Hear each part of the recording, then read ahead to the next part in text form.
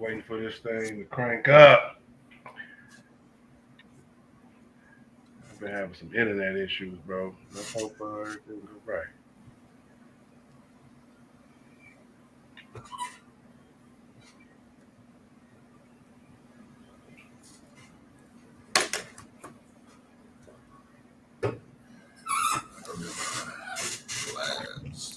Very straight. What am I?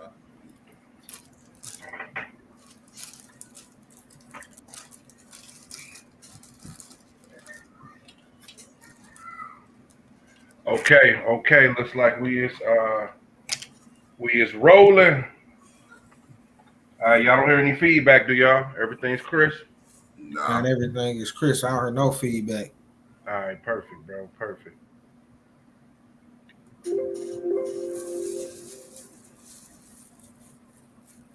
All right, man. Well, let's get this cracked off, man. Let's just wait a few minutes. I'm gonna wait a few minutes before we get started. Try to get a few people up in this deal.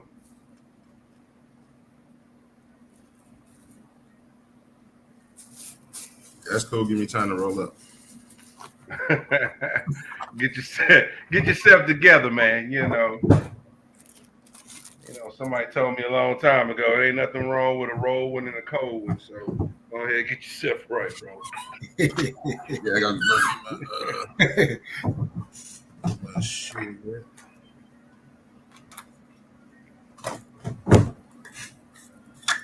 Right now, we should be going live on Facebook and YouTube, y'all. So if y'all want to share the live on your pages, do so. It should be under Benny Negus. Ah, fuck. Yep, that'll do it too.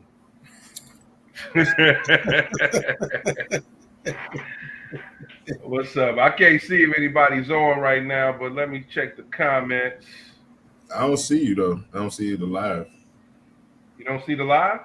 Not on your page. Because I'm trying to follow it so I can see the comments. Let me see here. Let me see if I can do something about that. What's up, y'all? Just give us a few ticks.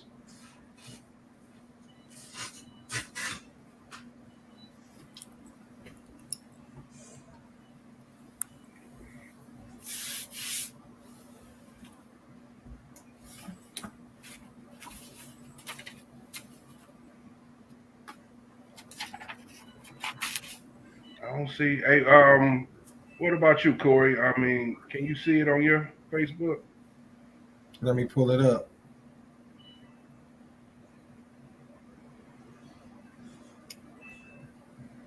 From which page? My page, Vinny.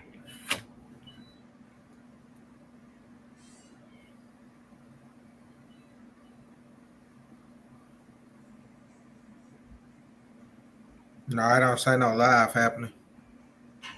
What the hell is going on?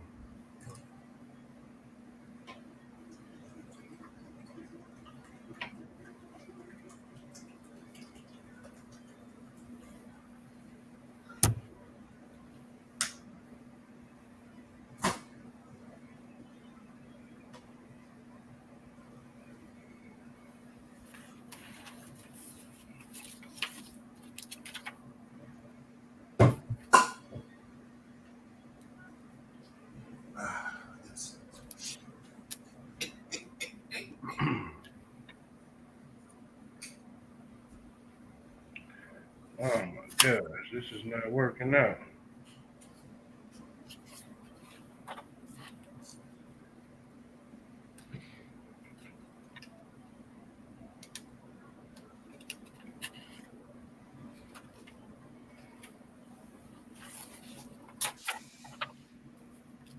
Okay, so let me share this.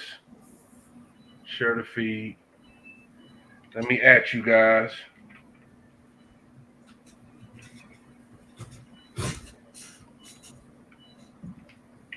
Excuse me.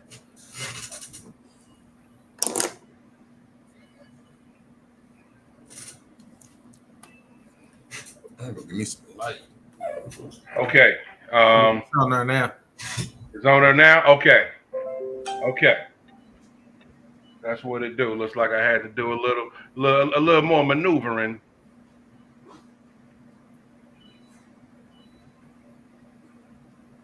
That's probably meaning that everybody else gonna see it too. Actually, I need to let me see. See if you're on Facebook.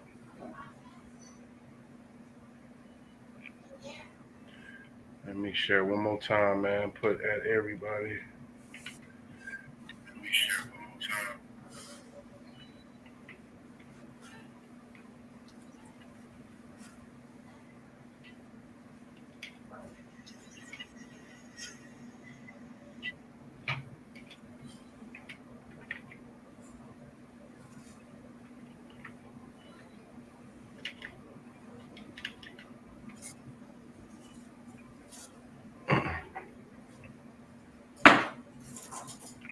All right, I'm gonna wait till Mr. KG sit back down, and we're gonna get this thing started. Looks like we got some people in the building. What's happening with you? All right, all right. What it do? What it do? I got my man, Mr. Music, in the house, man. What's good? What's good? Salute to you, sir. All right. Appreciate y'all patience, man. We're just gonna let a few more people jump on in, and we're gonna get this thing started. Just give us a few more seconds. Go ahead and check on that pot roast if you got that thing cooking. Come on back.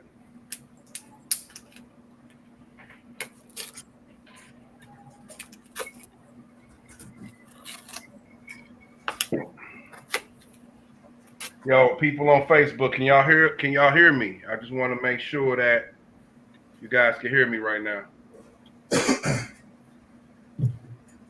Just throw a one up. Just throw a one up in the chat.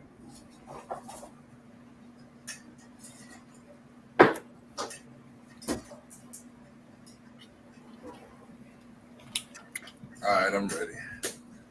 All right, my God damn, there we go. Hey, see if people can hear us in your Facebook chat, man. I want to make sure that they can hear me on the Facebook chat. You know, whoever's watching right now, if you can just throw a one up in the chat, just let us know that, you know what I'm saying, we coming through clearly on y'all.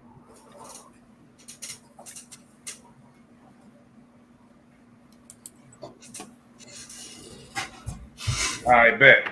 All right, so we good.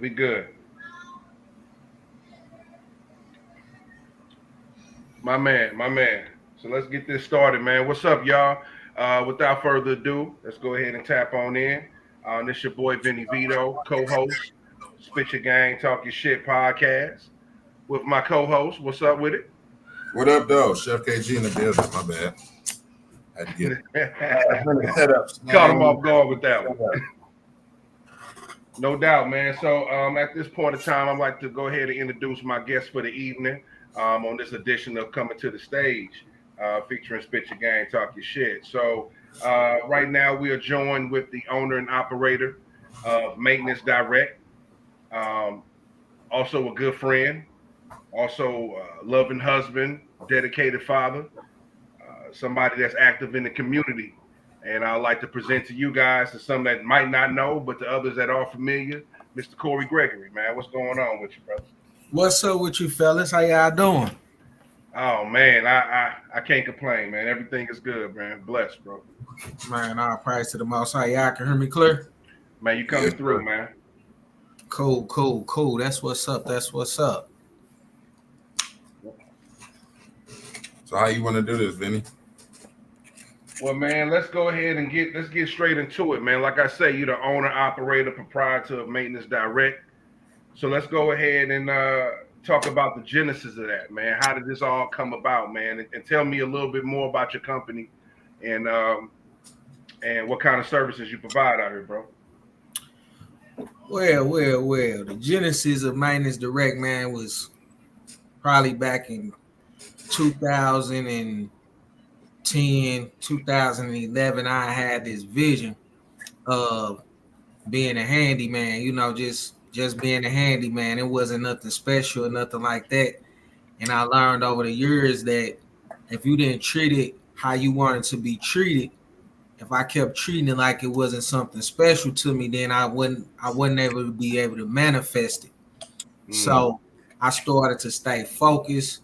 I buckled down, man. I started getting books about leadership. I started getting books about supervisory skills and different things. And I realized that it's a number that they have out there. It's called 80/20.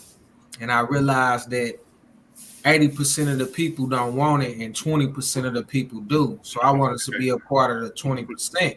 Yeah, right. So I stayed focused, working, in apartment complexes. I always been doing handy stuff since I was a kid, always just hustling some kind of way to keep some money in my pocket, from cutting grass to hanging pictures on the wall to cleaning carpet to any different type of handy thing you can do around the house. My dad, my grandparents, they always kept us busy, either in the Right. garden or in the house. So about 2017, I went and established a business called Maintenance Direct. I didn't know where it was gonna go. I didn't know what was going on at the time, but I just kept working and working in my craft and getting good at my craft and learning about appliances and learning drywall, learning paint, learning how customer service work and different things like that. So one day, just sitting on my mom's porch, talking to a good friend of mine, I was like, man, I'm gonna do a maintenance company. And I Mm, started telling people that, I do maintenance. I do maintenance. A lot of people ask me, what's maintenance? What's maintenance? I ain't never heard of maintenance. So I was like, a handyman. They're like, oh, okay, a handyman. I know what that is. I didn't know what maintenance was. gotcha. Well, maintenance is just to maintain that which is in existence. You know what I'm saying? So you got a faucet and a Mm, faucet leaking. Anybody can go to the store and buy a new faucet and put the faucet in. It come with instructions in the box, but it takes a little bit more of a skill to get that faucet to stop leaking and keep your same existing faucet working, so that comes with replacing the stem on there, and it brings down the cost for the homeowner, for the renter, for the management company, for the landlord, different things like that. And my customer service was good with people, and I just noticed that, man, it's something that I really could do. This something that can really take off. So I started treating my business like Target. When you go in Target, they got a uniform on. They got things organized. If you need some help, they get somebody there to help you out. And I just continue to, work my craft, working for the job. But my last job I worked at, they have employee evaluations and different things like that. And what's your goal? So I told them just to be here for 5 years to see how far I can grow. And then I'm gonna just jump off the porch and start my own maintenance mm, company. okay. So a lot of people say things like that, and they like, oh, okay, that'd be great. Well, within 5 years and 6 months, I had created a exit plan, a 5-year exit plan to leave my job. And that's what I did, man. I left my job about 3 years ago and went full-fledged maintenance direct, working for management companies, private landlords, renters, uh, all type of people, man, restaurant owners, daycare owners, different things like that. So as I began to see when I first got out there, it was pretty hard because I was like, where are the customers and stuff gonna come from? But I just stuck Right. with what I was thinking about back in 2010, that I want this thing to grow. And that's the genesis of Maintenance Direct, man. That's the genesis of Maintenance Direct, on how the concept came about, me working over the years, uh, bettering my craft, and here I am today, man, from the blessings of the Most High to be able to still do this thing. And that's dope, bro. And really, that's a whole lot to unpack right there. But one of the things that stuck out was, you walking out on faith, bro, and leaving your job to pursue your dreams, man. I think that's big in itself, because a lot of people lead their whole lifelines, their whole lifetimes, and never have that courage to step out like that, bro. So, what was your mindset, during that time, bro? I mean, was it? Well, I'm gonna tell you now. I wouldn't tell nobody else to walk off your job right now. I'm gonna keep it real with you. Hey, Okay. Get you an exit plan. If you got a job right now, get that life insurance, get your health insurance in place, different things like that. Because walking off your job, man, I seen a quote that said that walking off your job, you have to have real faith being an entrepreneur, because the money that you're gonna make, you got to use that same money to pay your bills and keep your company going. I was just thinking, I just want to be on my own, So at the time, the company that I was working for, great company, excellent company. If I had to, I would go back and work for them right now today. But I gained so much knowledge over the time from working from different management company to management company. It just took me straight to the top working for them, working in a corporate setting with things and scheduling and ordering and getting units passed at multiple units at one time passed, working with inspectors, working with St. Louis County, different municipalities out here. And I was like, man, you know what? I can really do this. So, we had went through COVID, and during that time of COVID, it was people was considered essential workers. Well, a lot of people was leaving the industry because, we had to go in people's house. Some people had COVID, we had to use certain protocols. I had to put on masks. I had to put suits on and, still go in and do the work. But one thing I noticed was, for real, nobody else was working. They was at home. You know what I'm saying? I wasn't able to, for real, get out and do that craft. We was able to still work, so I started doing that, man. And then, to be honest, the adversary gets to messing with you. That things start going on with the company having a little changes in it. I was like, you know what? I think I'm gonna put my 2-week notice in, for things kind of go crazy and I mess up what I got going on. So I put the 2-week notice in. I went on vacation with my family, and I left early from the vacation with my family. Like I'm getting ready to go back to work. I got to do these last 2 weeks, and then I'm gonna leave. And then, to just be honest, man, I was just sitting at home, and I was like, you know what? This 6 months into my 5-year exit plan, I'm just about to go ahead and just walk off and tell them, hey, I ain't gonna even finish out my 2 weeks. I apologize, that I'm not gonna finish out my 2 weeks, but you did it like that, bro. Man, I just had to let go. You know what I'm saying? Man, they fucking with my time, man. They fucking with my money. Man, like the church say, man, I had to just let go and let God. You know what I'm saying? I couldn't let them think that, me working for them 2 more weeks or something was gonna hold me back from my dreams or what I always wanted to do. So I just was like, unfortunately, I'm not able to return. I appreciate all the opportunity that you gave me. And, I will be returning all your property and everything to you. And life goes on from there, man. And I just stepped out here, man. But one thing I can say is, by doing that, let me know that I had made a decision that not only could affect me, but affect my household and my family and other people around me. So I knew right then and there, when I sent that email, I knew right then and there it was game on. I ain't had no more time to just sit back and chill and relax, because it wasn't no check coming in 2 weeks. So I had to get my footprint established, and I had to do it quick, because the bills is not gonna wait on you to get established to be a freelance, an entrepreneur, whatever you want to call it. It's not gonna wait on you. You got to go and put the work in. And I just used the same mentality that I used every day working for somebody else to start using it for me. And that's facts, bro. Because it's not just you that's walking on faith. Your family walking on faith with you. Your kids walking on faith with you. So when you make that decision, it's definitely go time. I think one of the reasons a lot of people keep jobs is that security, like you're saying. Every 2 weeks or every week, you got some type of payment coming in. But when you out there fending for yourself, being your own boss, it ain't like that. You bring it in, you pretty much eating what you kill, as they say.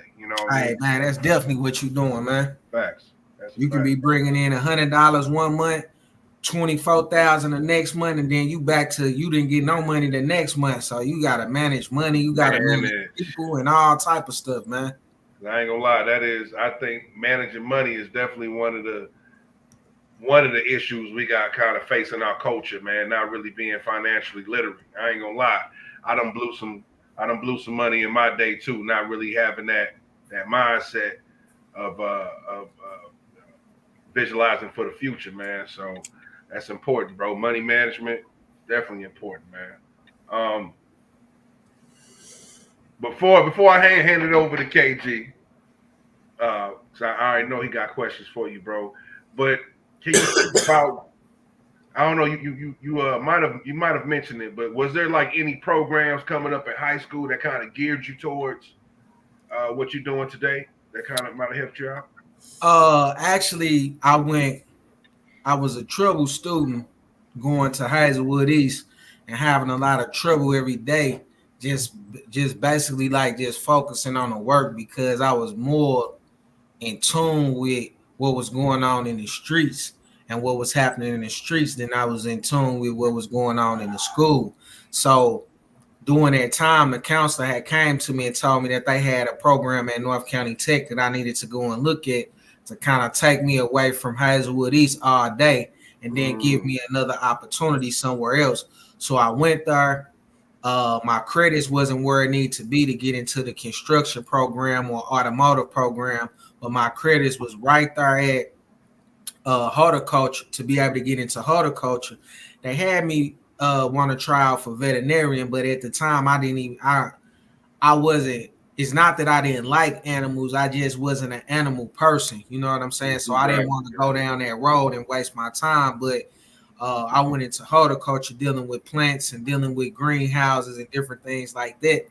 And from doing that, it was so much fun because I got to hang with a lot of kids from the city schools, kids from other county schools, and we had so much fun at North County Tech, but we was learning at the same time. You know, I was working with different companies and businesses, and we was having plant sales. It was teaching us, like you were saying, financial literacy.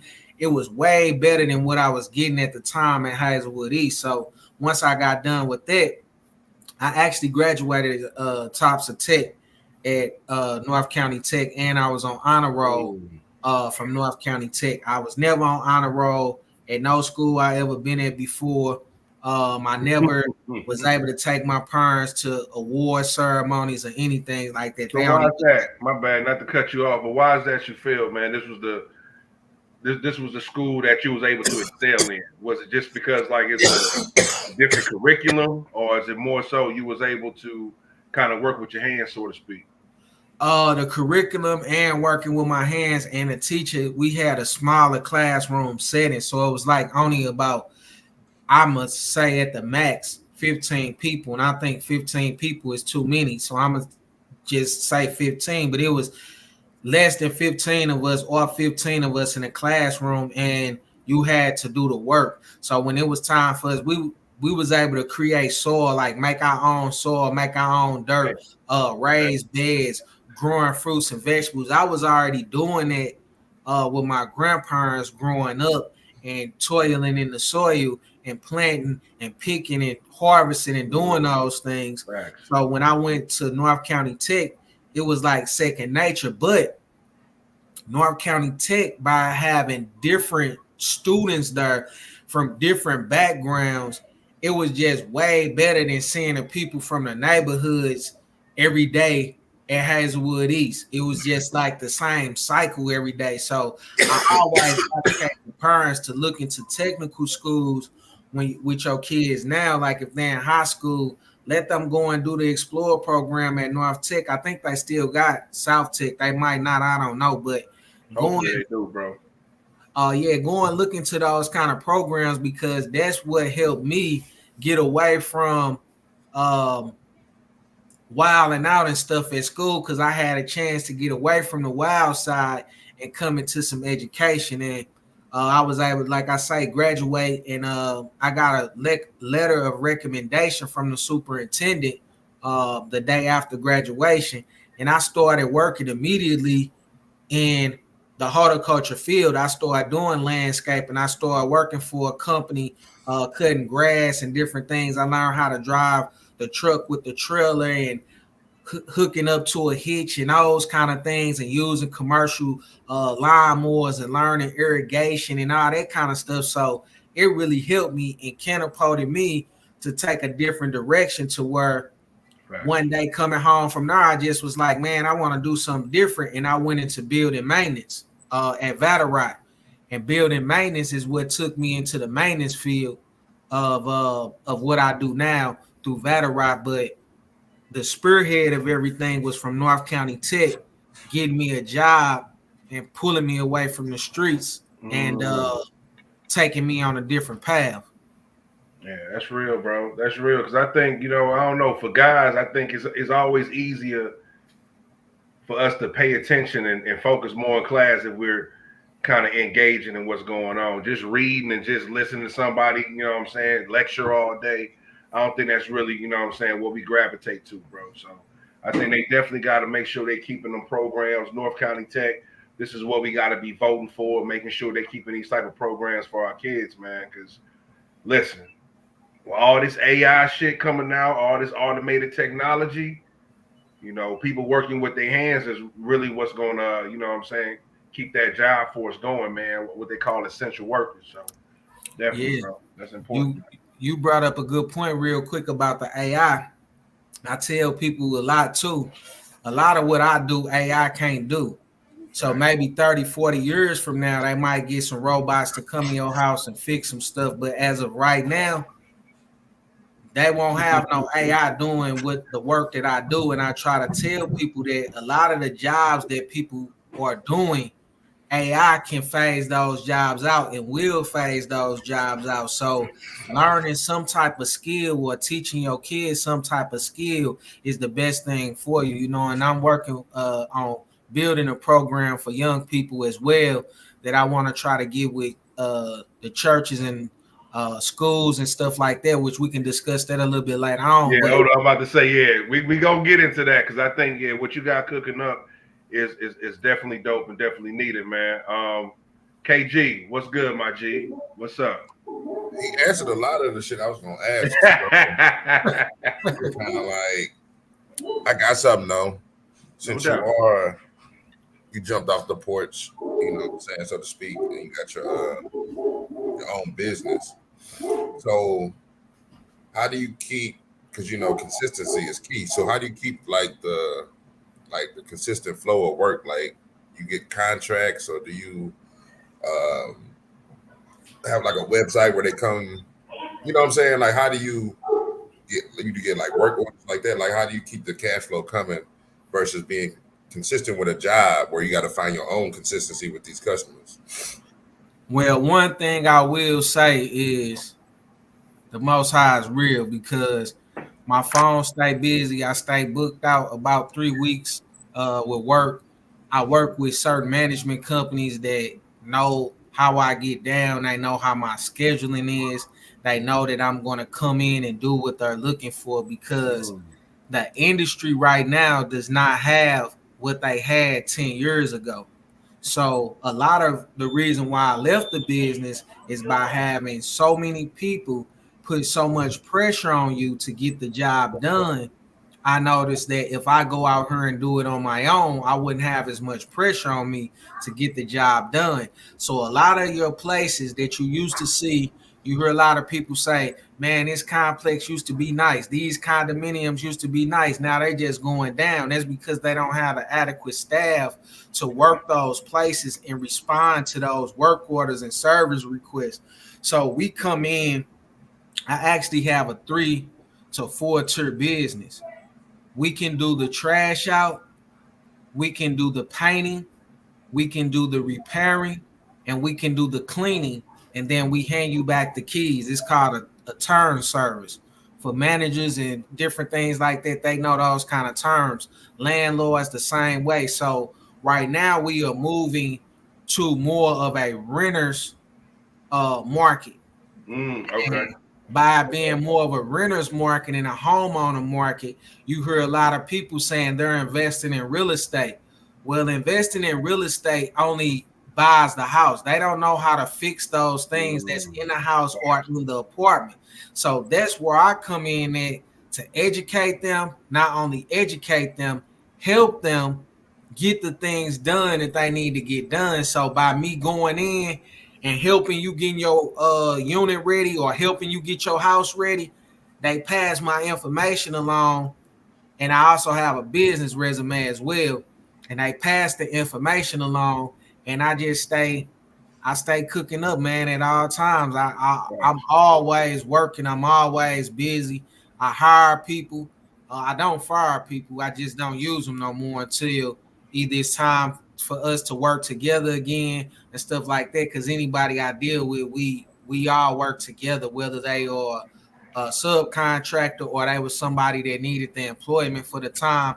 I can keep you busy, especially if you had the tools and different things to get the work done. I can keep you busy. I can keep some work in front of you. Okay. I got another question though, since you brought up retention of workers. Like, they got incentives at jobs, sign-on bonuses and quotas, meeting different things of that nature. What do you do to retain or keep your people happy so you don't have to face those kind of things of the understaffed and, you know what I'm saying, those kind of issues? Well, one thing I can say, man, is if anybody has ever came and did work for Maintenance Direct, you walked away with your money when you was done with the job, and you walked away with way more money than what you would have got if you did the job somewhere else. Gotcha. Now, the way that I can get somebody to move is money. Money make people move. It's called the money dance. So contact the people and let them know, hey, we got 15 units. We need to get them turned. We got 3 weeks to get them turned. I need to schedule you to come in and paint. I need to schedule these people to come in and get it repaired. And I need to schedule these people to come in and clean. And 3 weeks, we'll turn 15 units. And then we turn all the keys back in. And then we drive off into the sunset. And everybody is paid during that time. But you know what? That's lovely. Even more than that, you know, definitely people getting paid, they're getting paid fairly and all that. But they also learning the game too. You know what I'm saying? By them being around and seeing what's going on, they also soaking up that game. So you getting paid in information, knowledge, you know what I'm saying, and paper. So definitely, that's dope, bro. That's a fact, man. Would you say Vatterott impacted your career a lot? Hold on, shout out to Vatterott, man. I think is Vatterott still popping in St. Louis? I know they done closed down a lot of locations. Nah, they Vatterott Properties is, but not the actual school. Yeah, facts, bro. And yeah, Vatterott, y'all owe me some money. I'm paying student loans because you right now, man. Hey, tell me about. Let's say that again, Vatterott. You owe us some money. You Vatterott. Listen. I should have went to Everest College. That's why I should have went to. I should have went to Everest, man. But I fuck with Vatterott. Y'all fuck me over, y'all. You know, listen. It's all good. We're gonna get that right. I know you said tech was kind of instrumental in getting you started, but was Vatterott kind of like the nail in the coffin to make you like solidify, like, yeah, I want to really do this? Well, now when I went to Vatterott to try to do HVAC, right? So when I go and talk to the counselor, she was like, we got a new program that we just started right now. The day I walked in there, she was telling me that they started this program called building maintenance. Now, this building maintenance program consists of construction, heating and cooling, plumbing, HVAC, and motor controls.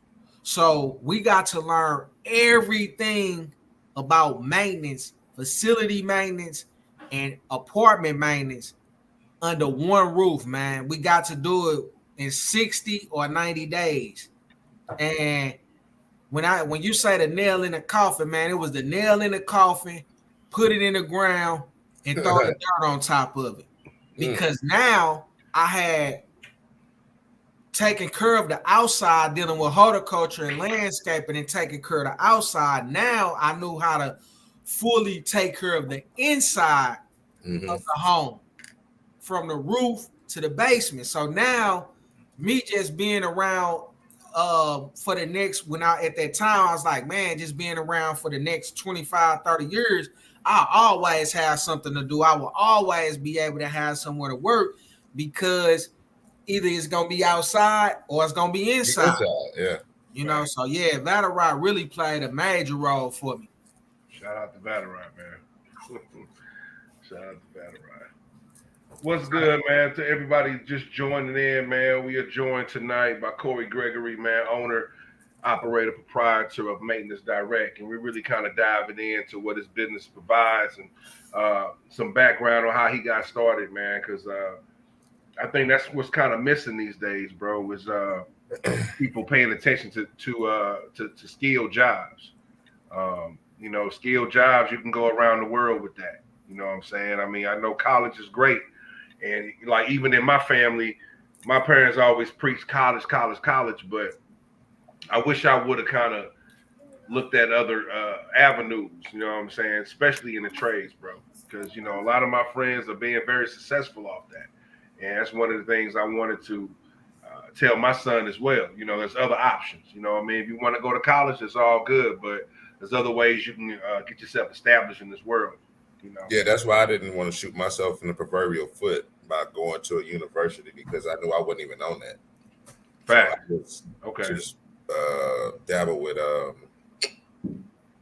Flow Valley and shit for a minute, and then I get all the way. Well, then I transferred to Forest Park.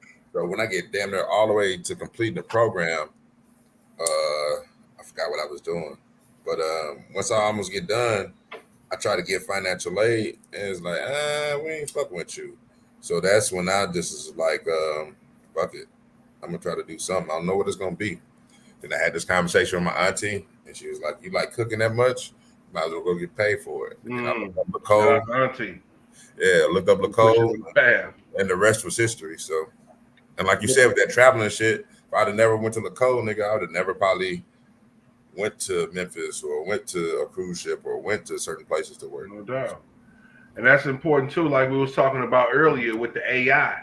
You know, people ain't gonna be so quick to have AI and robots fix their food. You know what I'm saying? Culinary arts is gonna be here for a long time. You know what I'm saying? That's another something to get into. That was by design. It was either gonna be that, cutting hair, or working on cars. Shit, cutting hair, both, like cutting hair and working on cars. Those are service industry, man. You need your hands for that. You know what I'm saying? Because I ain't about to have no robot giving me a fade up right now. That's just not popping. You know what I'm saying? Right. Straight up. So them type of trades, man, are definitely sustainable ways to get paid, man. So, you know, I'm with that. Would you say there's any? I know there is, but what struggles have you noticed doing it on your own versus being a part of a company that already has it figured out? Number one, when I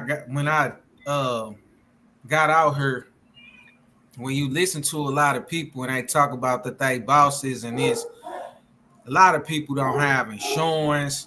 They don't have the things that they supposed to have. They basically, you know, are just running a business and they're not running it how they should be running it. So, I didn't want to cut you off, but I remember you saying there's a difference between self-employment and an entrepreneur. Yeah. Self-employment is that, you know, you go out here and you work just like at a job. That's all you do. You stop working for somebody else and you work for yourself. That means you got to get up every morning and you have to grab your keys and you have to go outside and start your vehicle in order for the money to be made. Or you have to turn your computer on and you have to do something on your computer in order for the money to be made. A boss has employees. A boss has somebody that they have a payroll where they're paying out people and then they pay themselves. These are the difference in a community where you hear these terms thrown around and it gets people confused when they go into business. And then when they go into business, they think that it's about all this money coming in and you buy nice things and those type of things, and that's not what it's about. You need business attorneys. People will tell you that you don't, but you do. Like I said earlier, you need insurance. People gonna tell you don't, but you do. If you trying to run a business the right way, if something goes on or something happens, you need representation. The company that you working for right now, if something is to happen, they have workers comp, they have a company attorney, they have insurance packages and different things to offer their employees and all that kind of stuff. So it's one thing to be popping off at the mouth like all this stuff you got going on as a business owner, but it's another thing to actually put those things into effect. So some of the things that I struggled with coming out the gate was collecting your money. You go do work for businesses and companies, and then how they gonna pay you? You went there, you swung the hammer, you painted their walls. What's the guarantee that they gonna pay you? So I had to learn that, hey, this is how you have to present the work. And this is not something that I knew when I just got out there. This is something that you learn from hardships. Somebody owing you thousands of dollars, and you wondering, I'm gonna call my peoples and we gonna come up. Nah, you can't do all of that. You can't do all of that. First off, right? No doubt. So you need to have a business attorney the same way you got an attorney on retainer if you're in the streets, or the same way you got an attorney for divorce or for a slip and fall situation. People don't think about that. They think that once you get this check and the check say 10K on it, you got 10K you walking home with. No. And a lot of times when you get them type of checks and it's 14K and it's 10K and your business is in order, you might go home with $1,500 because you got to take care of the people that help you make. That 10K. Yeah. What I'm saying? Reinvest back in the business too, and put it back into the business. Right. So, a lot of people see all these fashion statements and this Instagram and Facebook and, how to make $1 million from sitting poolside. I haven't seen not sitting poolside. I haven't. Hey, I need that book. I need that package, nigga. Let's go. Let's create that. Let's write that down. You tired of sitting there watching TV, thinking your Amazon account, just download I knew this. That stuff ain't popping, man.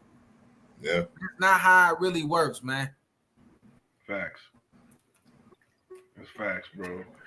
So, man, for the person that's that might be listening, or for the youth out there really that wants to follow in the steps of an entrepreneur, you know what I'm saying? Can you summarize the steps on perhaps what you need to take, man, to even be ready to go out there, man, and start making your own money, as far as like what you need to do, licenses, things of that nature? Well, first and foremost, I would tell you to go and get a job, work the job, and learn how to work on time, learn how to clock out at lunchtime and come back from lunch on time, learn how to do what is asked of you, but go a little further. Because when I first started working in different things like that, I wanted to come to work, get done with what I need to do, and leave. Come to work, come get done with, and leave.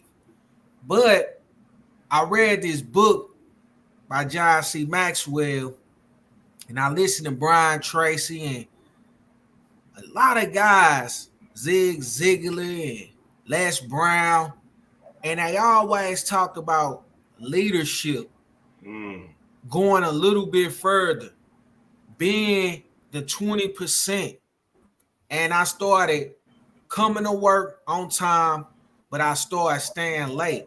I started doing the supervisor's work and helping the supervisor. So that way I can learn supervisory skills. So at the time when people were looking for someone and they can't find them, and you able to take the initiative to step up and do it, now you not only have the attention of the people that you work with, but now you have the people above who's looking down at everyone else and see how they operate. Now you have their attention. Okay. Now that you have their attention, maybe they might want to pull you up and give you something different to work on and see if you can bring the solution to the problem, because a job is nothing but providing a solution to a problem. And companies hire people every day for you to bring the solution for the problem. So being a young person and being out here and able to do those things, work, be on time, have integrity, be respectful. When you do those kind of things and you learn how to save the money that you're getting at your job, you know, I wasn't a good saving person. I don't got 5 and 6, 7 different bank accounts and different things like this. I learned the hard way. Facts. And if, like you said, to tell somebody to come that'll come behind you, you leave that trail for them. I would let them know that, man, having good customer service, having your pants pulled up. I ain't say you gotta have your shirt tucked in, but being decent, No having yourself groomed a certain way, it brings attention to you. So if you was to walk into a place and you had a doctor's coat on, people would think you were a doctor. If you walk into a place and you got a red shirt and tan khakis on, they might think you work at Target. So it's the way that you present yourself that people think you are somebody. So when they go put all this jewelry on and all these high fashion clothes, they think that people think you got money. So that's the same mindset that you should have when you want to go into business for yourself. You have to put yourself in a business set atmosphere. Facts. Like I said earlier, go down to this Secretary of State and open you up a business. Do your paperwork. Then after you get your paperwork, a LLC, a L3C, a S Corp, whichever suits your business need. But you go and do that. You get your articles of operation, so that way you can deal with banks and have bank accounts and those kind of things. Once you get that, go and sit down with a business coach. Go and sit down with a business attorney. Put those things in front of them and say, hey, my name is Johnny. I want to open up this business called Johnny 2 Times. Would this be something good? And this is the concept. They can say, that's a great concept, and this is what you would need to get started, versus going to the Secretary of State, giving them a fictitious name, starting an LLC, and then posting it on Facebook like I'm a business owner. That gives the people the wrong perception that that's all you have to do is go get this piece of paper and then post it online as that you're a boss. Nah, because they didn't even do the footwork to get the Missouri tax ID number, and then you take that and flip that to go get your EIN, and then you keep moving to go get that, and then you get your bank account and all that, your debit card. So yeah, it don't stop right there. Exactly, man. And the process of those kind of things is like you were saying, Vinny. Those are some things that you can really teach a small course on that to show people, because a lot of what you see online is that people just have a hobby. It's just a hobby. Yeah. It's not a business. It's not a business, yeah. They're not filing taxes. They have no tax records that they filed taxes. And they're posting things online saying that they're doing this.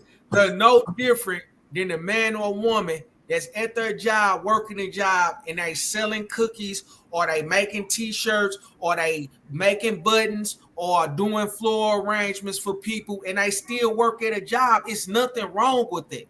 Right. It's nothing wrong with that. Right. Those people actually make more money. It's a side hustle at that point. Right.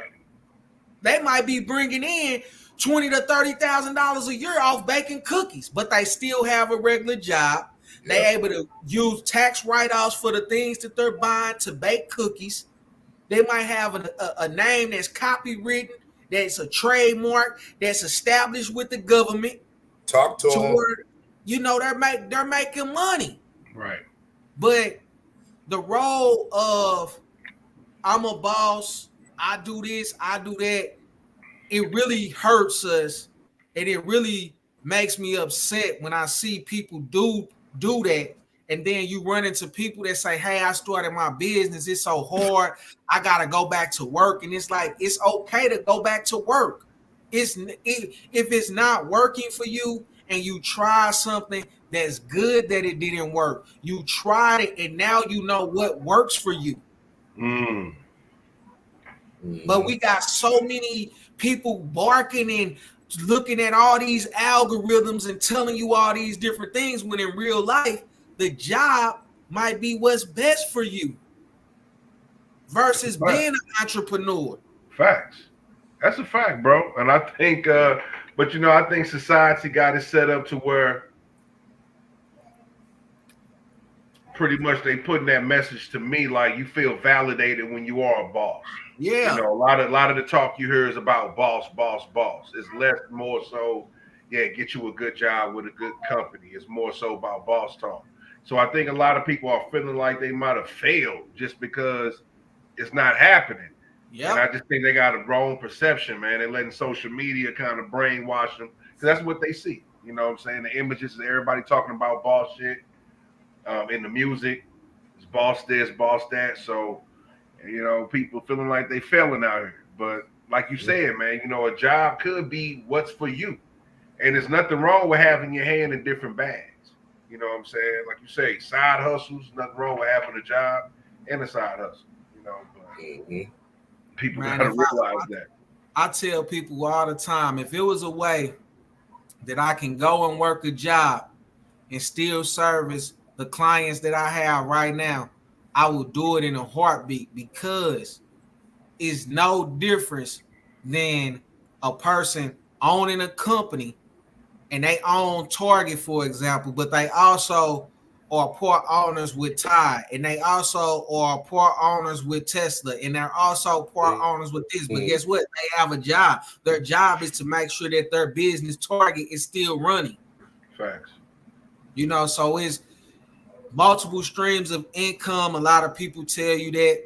Learn how to just do one stream of income. Become great at what you do. Know that you're great at what you do. Make sure you got the paperwork behind you of what you're doing, and go from there. One thing that you talked about was basically kind of talking about being professionalism when you're at the job. You know what I'm saying? I think a lot of stuff I'm kind of hearing out here currently, when it comes down to service, is all about customer service. People are talking about that it's not the same as it used to be, but I think being professional, being on top of your game, presenting yourself in the right way, keeping your pants up, all that still plays a part in being successful. You know what I'm saying? And, one thing about it, they used to have etiquette classes and courses and things of that nature, teach you how to present yourself in the interview and things of that nature. But, I don't know if they still got those things in the school, but those type of things are needed. Junior achievement. I mean, we had junior achievement back in the day. They kind of went into businesses and things of that nature. You know what I'm saying? Programs like that is needed, And it's a good thing that you mentioned that. And that's kind of goes into community-based programs and organizations should teach a course on customer service. A lot of people talk about customer service is bad or customer service is this, but where can you look up in your community right now that they're going to teach you about customer service? The only place I can think of is Chick-fil-A. Chick-fil-A has great customer service. They're based on customer service. They sell chicken and those kind of things, but it's based off of customer service. Facts. Having people in the drive-thru, exactly, assuring you, taking orders, assuring you that your order be this, and stay in line, and if there's a wait or not before you even order your food because they in the drive-thru. Let me say one thing about Chick-fil-A because y'all absolutely right. Great. I don't never eat there, but I've seen it. So, but let me say this though, because it kind of irritates me sometimes. Like they come to your car before you get to the menu. Sometimes I don't know what I want to order. You know what I'm saying? Let me get to the little screen first before y'all start taking my order. But shout out to them, man. They definitely keep things moving. You be seeing that long line, but really you be in and out about 10 minutes. You know. Now I'm gonna use what you said, Vinny, when you said they come to your car before you ready to order, right? Right. Talk to me. When you go to a restaurant, they come to your table before you even looked at the menu to even know what's on that menu to say, how you doing today? What is it that I can get you? And you have to tell them, give me a minute, I'm of this. That's how you know that they took what goes on in hospitality and they brought it to a drive-through. So now in hospitality, where people are at your service, and you can speak to this too, KG, about the chef and different things like that on preparing the foods and different things. It's more than just pulling food out and cooking. It's more than just walking up to a table or to a car and say what you want. It's about the interaction that the people are providing with you about the service that you are getting. So when you, and we're going to stick with Chick-fil-A, when you look at Chick-fil-A and the things that they're doing, a lot of people focus on that they got the order wrong. A lot of people focus on I've been sitting in a line and they say it's quick and I went in there out of there quick. But think about what they're teaching those people that's working there. The customer service compared to McDonald's customer service is impeccable. Impeccable, nigga. It's East Side High, man, versus Joe Clark out there. So I haven't never pulled up to a Chick-fil-A and they said, what you want? Or our ice cream machine broke. Or is that it?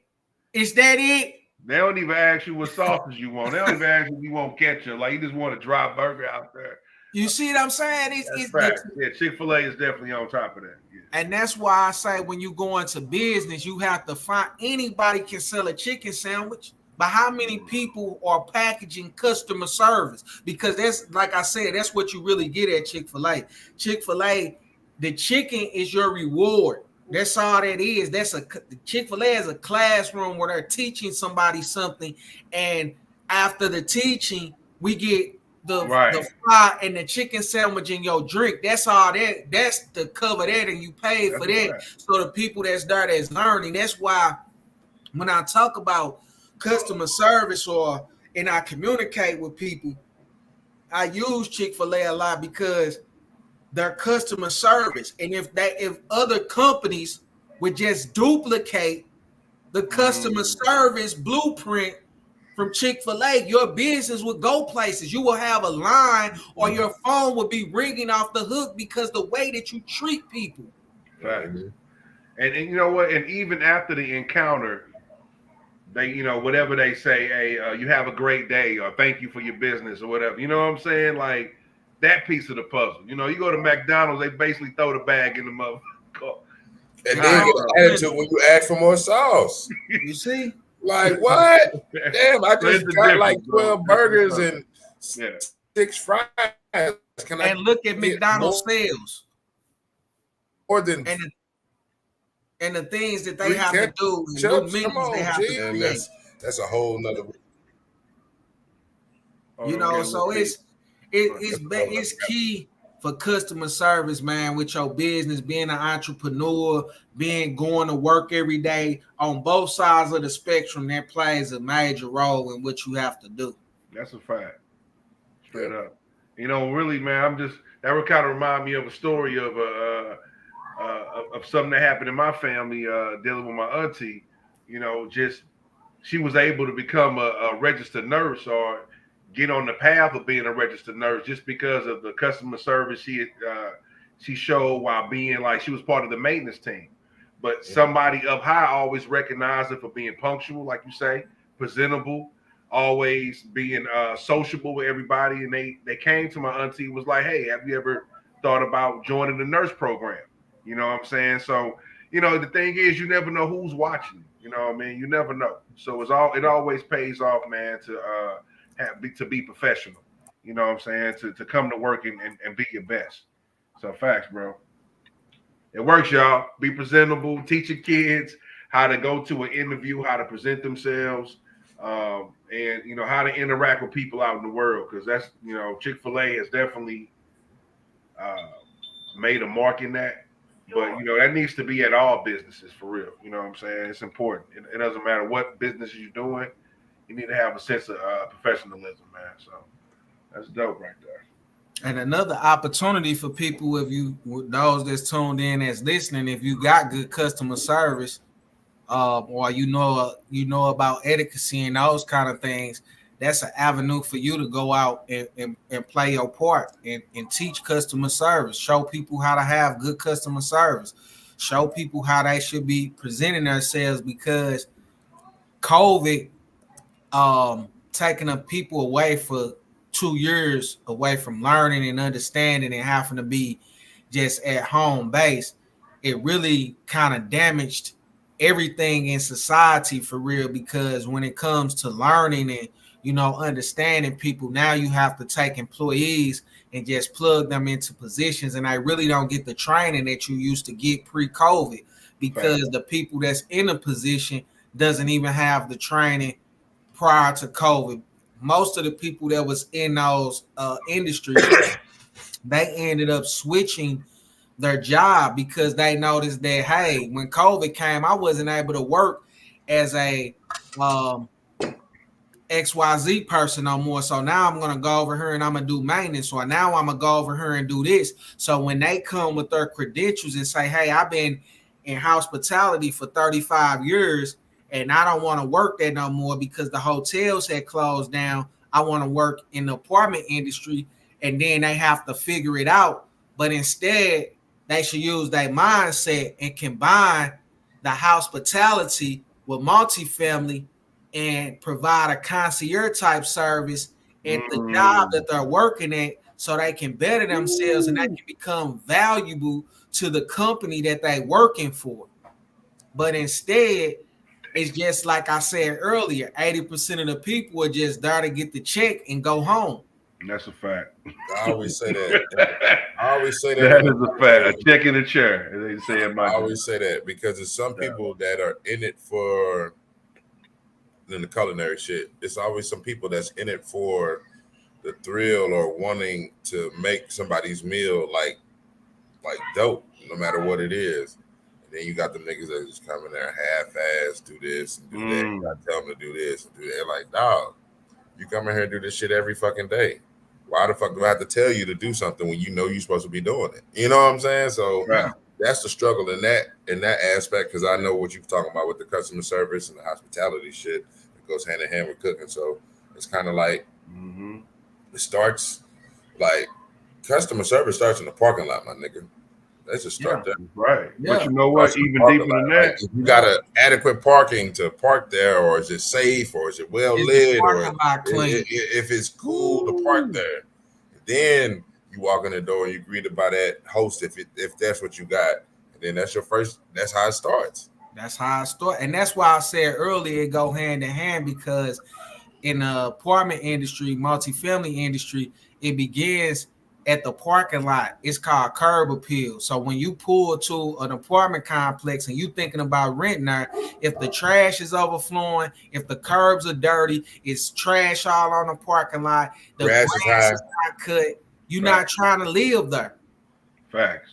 You can go to a complex and it looks beautiful outside, and then you go and look inside the apartment, but it's not renovated. But guess what? You will more likely work with them and deal with them, because guess what? It's a nice place to stay. The curb appeal brought you in. Right. You know, so it's those are the kind of things that people don't really pay attention to, but those that's in the service industry, hospitality industry, multifamily industry, commercial businesses, they pay attention to those things, and the psychology side of that draws you in as well. So it's just not about how to fix, or how to prepare, or how to do this. It also deals with this mind here outside of just the customer service of the mindset of the people when you walk in, because everything could be top tier walking in, and now you're greeted with someone that doesn't have a cleanliness attitude. Mm. But you know What you what? want? That you know Whoa. what? That type of mentality, like you say, it started at the parking lot, but even deeper than that, it started at home too. You know Yeah. what I'm saying? Straight up. You know, you having that common decency and common respect starts at home. It starts with the tutelage and the education you receive at home. You know, I ain't gonna lie. Who One thing raised you? my mom always would tell me when I was a kid, just to make it simple. She always just say, always do the best you can, never be a halfway man. Like she told me that through pre-K, first grade, and it made sense. You know what I'm saying? No matter what job you're doing, you know, my dad say even if I was shoveling shit, I'm gonna be the best shit shoveler out there. You know what I'm Man, saying? tell me Facts. Like about it. Tell whatever me. I'm doing out there, bro. You know, you gotta be 100% with it, bro. So I've taken that to every job I ever done in my life. No matter what it is, I'm gonna try to be the best at it. The one I got was called "Do It Right or Do It Twice." So why pain yourself with doing it again when you could just do it right the Right. first time around? Right. Do it right or do it twice. Come on now. You knew what you was doing. You knew what job you was assigned to. Don't half-ass that shit. Do it right, or somebody gonna come back. Hey, that's not how it's supposed to be. And you're gonna be like, well, you should have did it right the first time, my dude. Fuck that. You know what I'm saying? Straight up. Yeah. There is no like, nigga, we told you what to do. Hey man, like my boy on barbershop said, he said it's always better to measure 10 times and cut once than to measure one time and cut 10 times. Yeah. Hey, shout out to They say it all the time. They say it all the time, man. Yeah, I got it. Go measure it again before you cut it. Facts. That's a fact. You know, so that's definitely one of the sayings that's in the field out there right now to this day. Straight up. You know, I definitely wanted to get into, you know what I'm saying? You were talking about you know, your future for maintenance direct and where you wanted to take your business, man. And I want you to kind of expound on that, kind of talk about that, if you didn't mind, bro. Here shortly we'll be working with schools and different things like that, going out with the youth, doing mentoring, workshops, and those kind of things, just showing, number one, the tools. You know, I went to an elementary school back in May, and what really surprised me about these babies, man, this is dead serious. The babies know the tools because they have little toolboxes at home. They have little toy chests that have drills, screwdrivers, pliers. So to hear little kids in kindergarten and first grade and second grade tell you what kind of tools you have was amazing to me, because you ask an adult to hand you a Phillips screwdriver and they ask you what kind of screwdriver is that? Yeah. You know, so we do have some things that we can do in the community. And when I say in the community, I mean us as working just around you wherever you are. You know, I don't take for granted knowing tools and being able to be up under my grandparents and my dad and uncles and stuff, and them teaching me about tools and just knowing the name of it. That way, when I do go on a job site, I'm able to get the tool that they're asking for or use that tool that they're asking for. So tool identification, small repairs around your house to where you can keep up your own property. I'm different than what a contractor is. The contractor, the person that's building your home and different things like that. I'm the person that comes behind them to help you maintain your home. So once the contractors pull off and put all the drywall up and ran all the electric and all that, and a couple years down the line, your plug break or something, we come in and replace the plug. The contractor, they can come and do that, but you're going to pay a higher cost for a contractor to come out and have it done versus you have a handyman or a maintenance man come out to do those same things. So in the program, we'll provide youth with hands-on experience on how to make those small repairs, how to do troubleshooting, different safety things like that. Those will be some of the things that we're offering our store that with the students in school and continue doing what I'm supposed to do with working with these students, and also mentoring them as well for when they have questions later on down the line, some things they might want to talk about, something that might have been interesting to them. They can have I can be just a phone call away from them. And I would also like to partner with other electricians, plumbers, roofers, painters, different things like that, so they can actually, get an experience with these things and find out which jobs are paying the most. Which service makes the most money. A person might think that the person that does the framing make a lot of money. The framing people really don't make a lot of money. They might think the drywall person make a lot of money. They really don't make a lot of money. And that's not to take a shot at those two industries, but most of the people, and this is just, you can see it when you go around, go look at the people who's doing the framing. They're usually foreigners. They're not African-American guys that's framing houses out. If you look at your drywallers, they're not African Americans, they're foreigners. So when you look into these different industries, the things that's going to pay you, I'm going to just keep it honest with you. Being a handyman or a maintenance man is what's going to get you paid, because you don't majority see handyman or maintenance men being foreigners. You actually see them being African American or Europeans. That's because that's what we are taught in American schools. So when they come over into America, they already know about sheetrock. They already know about drywall and framing and all that kind of stuff.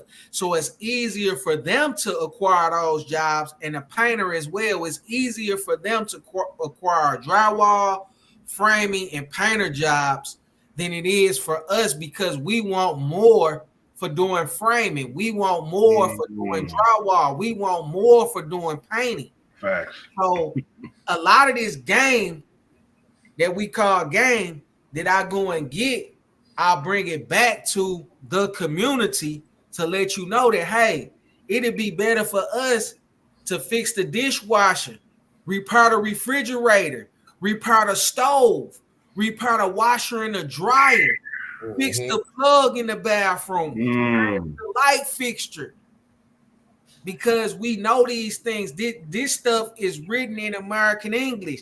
The electric is ran through the American technology, not from overseas technology. So you're more likely to get those kind of jobs. So in the program, this is what we want to teach to the youth and to adults as well. Even in the churches, as young men and women in the churches, different organizations, the mosque, the temples, wherever they are, these type of skills can help young people and keep them from running to the streets to get some money, when they can use these God-given hands to get the money. Because whatever you do with these hands, that's what you draw unto you.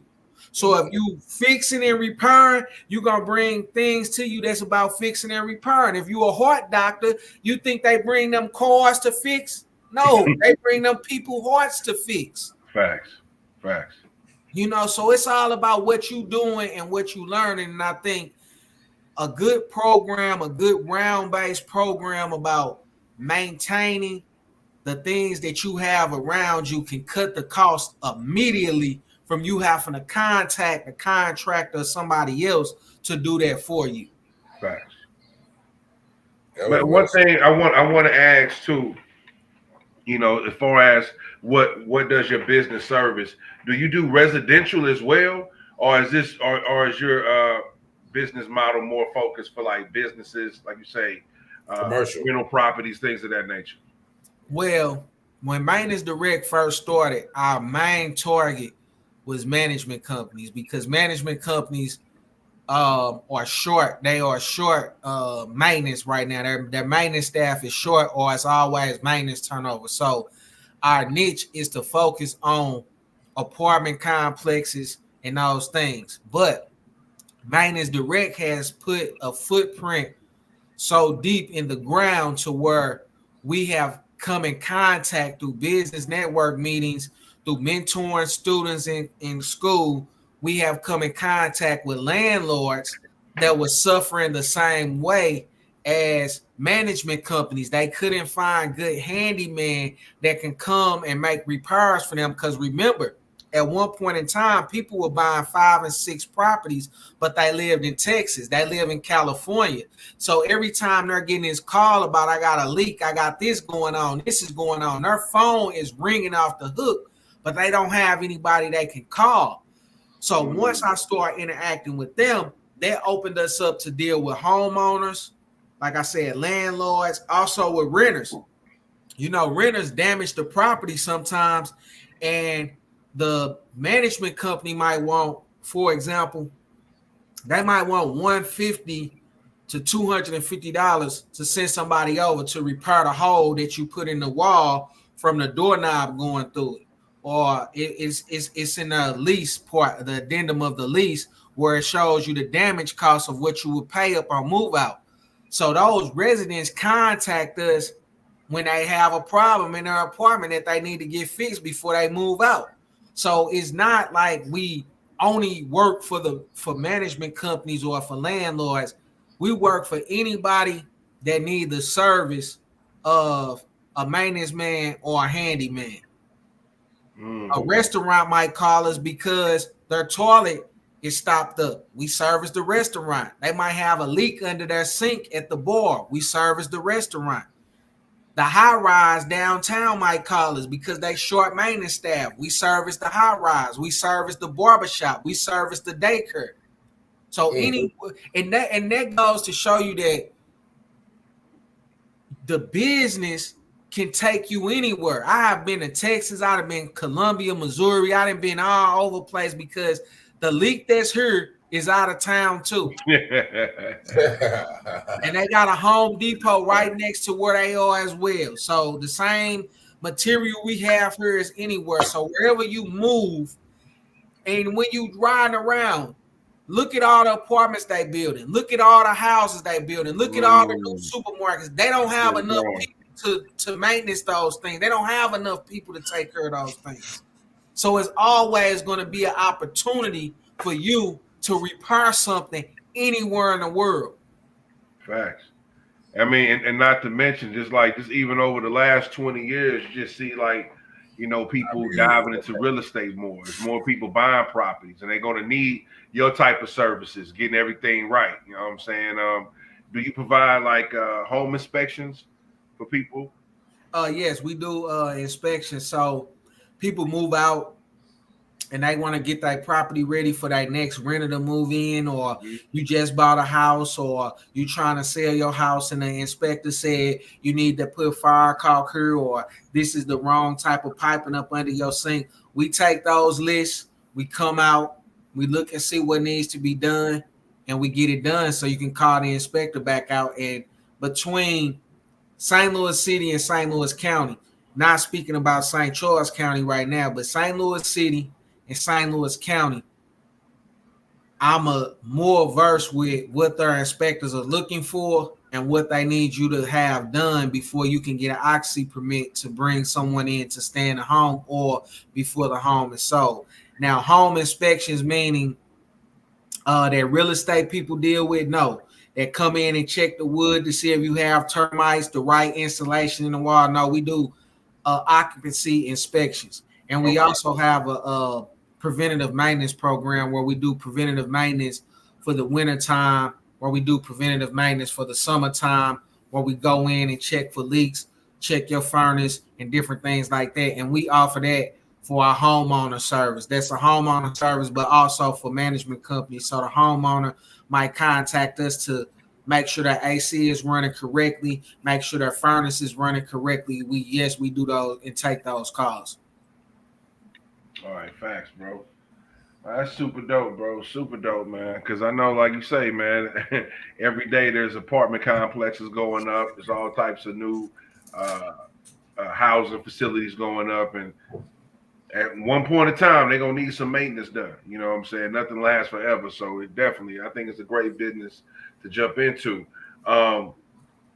a little bit more about the program that you want to get, involved in the schools. I was just wondering if you knew, like, say for instance, somebody else wanted to implement something within the programs at school, like you say, a customer service program. Like, what's the avenue they might have to take to try to get that ball rolling? The avenue I would take, the way that I got introduced to the schools was through my business attorney. Networking is very key. Working with people, talking with people, learning the industry, understanding the people that you're around. I've ran into landlords from doing mentorship with students. I was there to mentor the student, talking to the student. Just so happened one of the teachers that started their own property, they wanted to get my phone number to work around their properties while they're out of town because they need somebody to call. So getting programs and different things started is simply going to your area community centers, to your churches, like I said, your different religious organizations, and use their room. They close on Monday through Saturday, and then they open back up on Sunday. And then that whole time that building is not occupied, or a few of the members are going over to the building. So go to the pastor and see if you can use one of the rooms in the building and, teach customer service, and tell the kids that's in the church or the people that's in the church that you have in customer service classes, and come out. It'll be free. A lot of people don't provide free things. That's why they don't get nothing. They always trying to charge and get money out of people, when the stuff that I do half the time is volunteer based. It's majority of me. What I'm spending is my time, sweat equity, and it comes back because like I say, that horticulture, you plant something, you plant a tomato seed, is going to yield 80 tomatoes. So what kind of seeds are you planting? When you in your neighborhood, when you in your community, when you at your job, that's what's going to yield to you. So go and plant some seeds and some service, and be a servant unto others. When you are a servant unto somebody, then people treat you better. They treat you right. A lot of people think that servitude is a bad thing. No, the waiter that's bringing you water, the waiter that brought your food to the table, the waiter that has the towel over their arm and pouring your drink, man, they deserve the utmost respect because they brought your food. They poured up your drink. That's why they need a tip. That's why they need things back from you. And the person that's providing the service should be giving you good customer service again for what you're doing. So the way that you get involved and want to start those kind of things is just be a service unto people. And you will be surprised at just being a service unto people, how many things will come your way, how much fruit you will yield. Right. It's a saying that says you can tell a tree by its fruit. Yeah. Okay. So what are you doing? If what you doing is not producing no fruit, then you're no good. You might as well cut it down and throw it into the fire, because that's what you do with a tree that's no good. It serves no purpose. And the things that's growing on you on a tree, this go back to horticulture, North County Tech. The lower branches on a tree that just start to sprout out, they're called suckers. The suckers is taking away the nutrients from the apples or the oranges that's on the tree. So the person that's coming around and pruning and doing those things, they cut the sucker off and they put it in a compost pile, or they put it in some other twigs to be burned or something. If you notice in slang language, people that's doing stuff and sucking energy from other people, we call them suckers. Yeah. So all that terminology and stuff, when I was sitting in that program, I'm like, oh, that's what we call people in the neighborhood, is they're a sucker, and I started equating those things with what I was learning. Yeah. You know, and that's Applying what it to people real got life. to do. Say it again, KG. Just applying it, what you said, applying what you learned to real life. Yeah, man. Yeah, you Yo, got to. real quick, man, I just want to shout out everybody that's tuning in to the live. Chef Gunn, I see you out there, man. Appreciate you tuning in. Got my man, got Yellow Mac in this mug. You know what I'm saying? He's definitely been engaging, bro. We see all that. What's up? What's up? I got my boy Ray in this deal. Man, appreciate everybody, man, that's tuning in. Share the live, y'all. You know, if you can't stick around, go ahead and share it, man. I mean, what we dropping right now is real gems and some great information, especially if you got a, you know what I'm saying, if you got a young kid out here, teenager, getting ready to make that decision on what they're going to do with their lives. This is what they need to be tuning into. You know what I'm saying? Straight up. But KG, where KG go, man? There you go. I'll just slid to the right really quick. My man eating red hot ripless over there. I feel you, bro. What's good though? Nah, man, what's up, bro? I want to turn it over to you, man. All right, let's talk about some hip hop. I want to not really shy away from what you were saying and not get into that. But is there anything else that you want to finish your business section with before we move on to like hip hop and other topics? Nah, we can segue into it because I'm pretty sure, you know, business wise, hip hop, you know, basic topics, different things like that is always a great topic in communication for the people. And, you know, I'm with it. You know, if anything come up about business or when we discussing these different things, I'll chime in about that as well and just show how it connects with each other, you know. I bet. UGK or Outkast? Outkast. DMX or Jay-Z? DMX.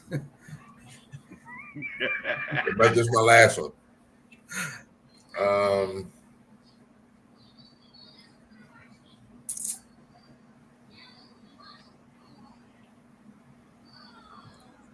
The Dipset versus the Lox.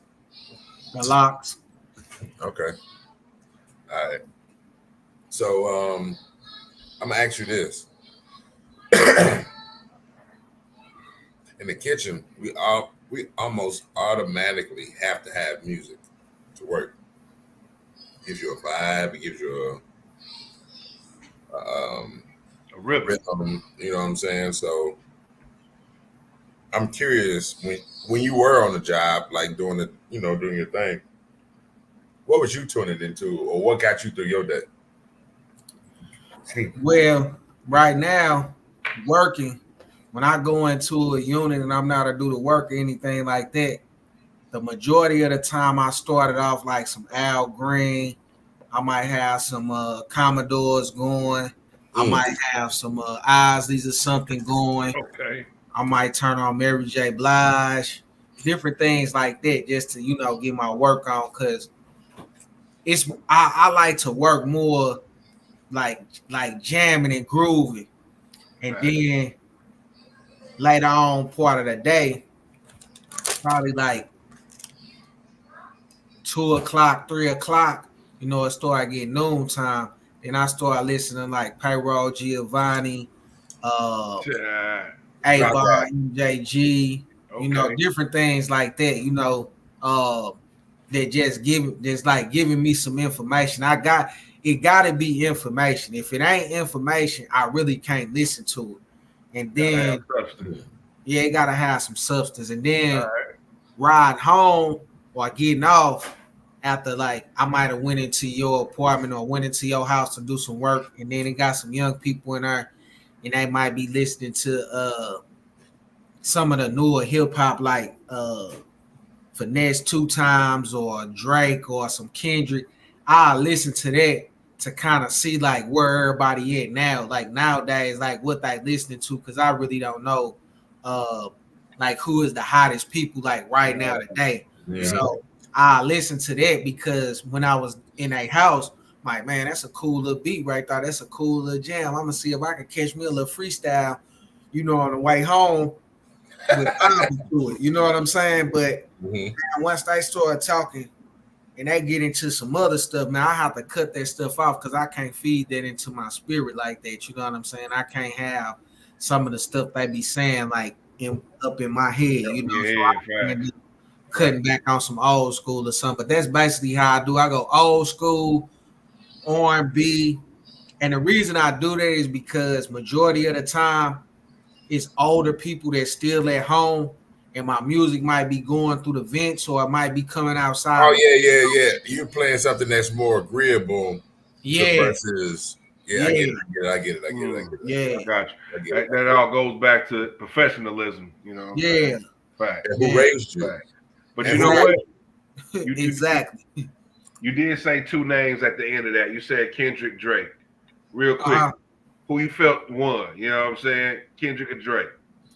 I actually didn't follow what I was doing, but I will say that I'm more of a Kendrick Lamar type of guy. There you go. I'm not like correct answer. Yeah, I'm not like a Drake type of guy. Drake got some flow, but I'm not like a Drake. I'm like when you ask me about DMX and Jay-Z, the reason I say DMX is because of the substance. The more relatability. Yeah, he is what he's discussing. Now, Jay-Z, yes, because of some of the things that he discussed and some of the things and the stuff that he talk about, but the names that you asked me about is strictly about substance in the music of what they saying. Like my partner put me on Jay-Z. I never liked Jay-Z. I never nothing about Jay-Z. And my mans, we was riding to Springfield, Missouri, and I would never forget. I was in his car, and he said, "I'm gonna pop this Jay-Z on." It was Reasonable Doubt, and we listened to Reasonable Doubt from North County to the Walmart by Six Flags.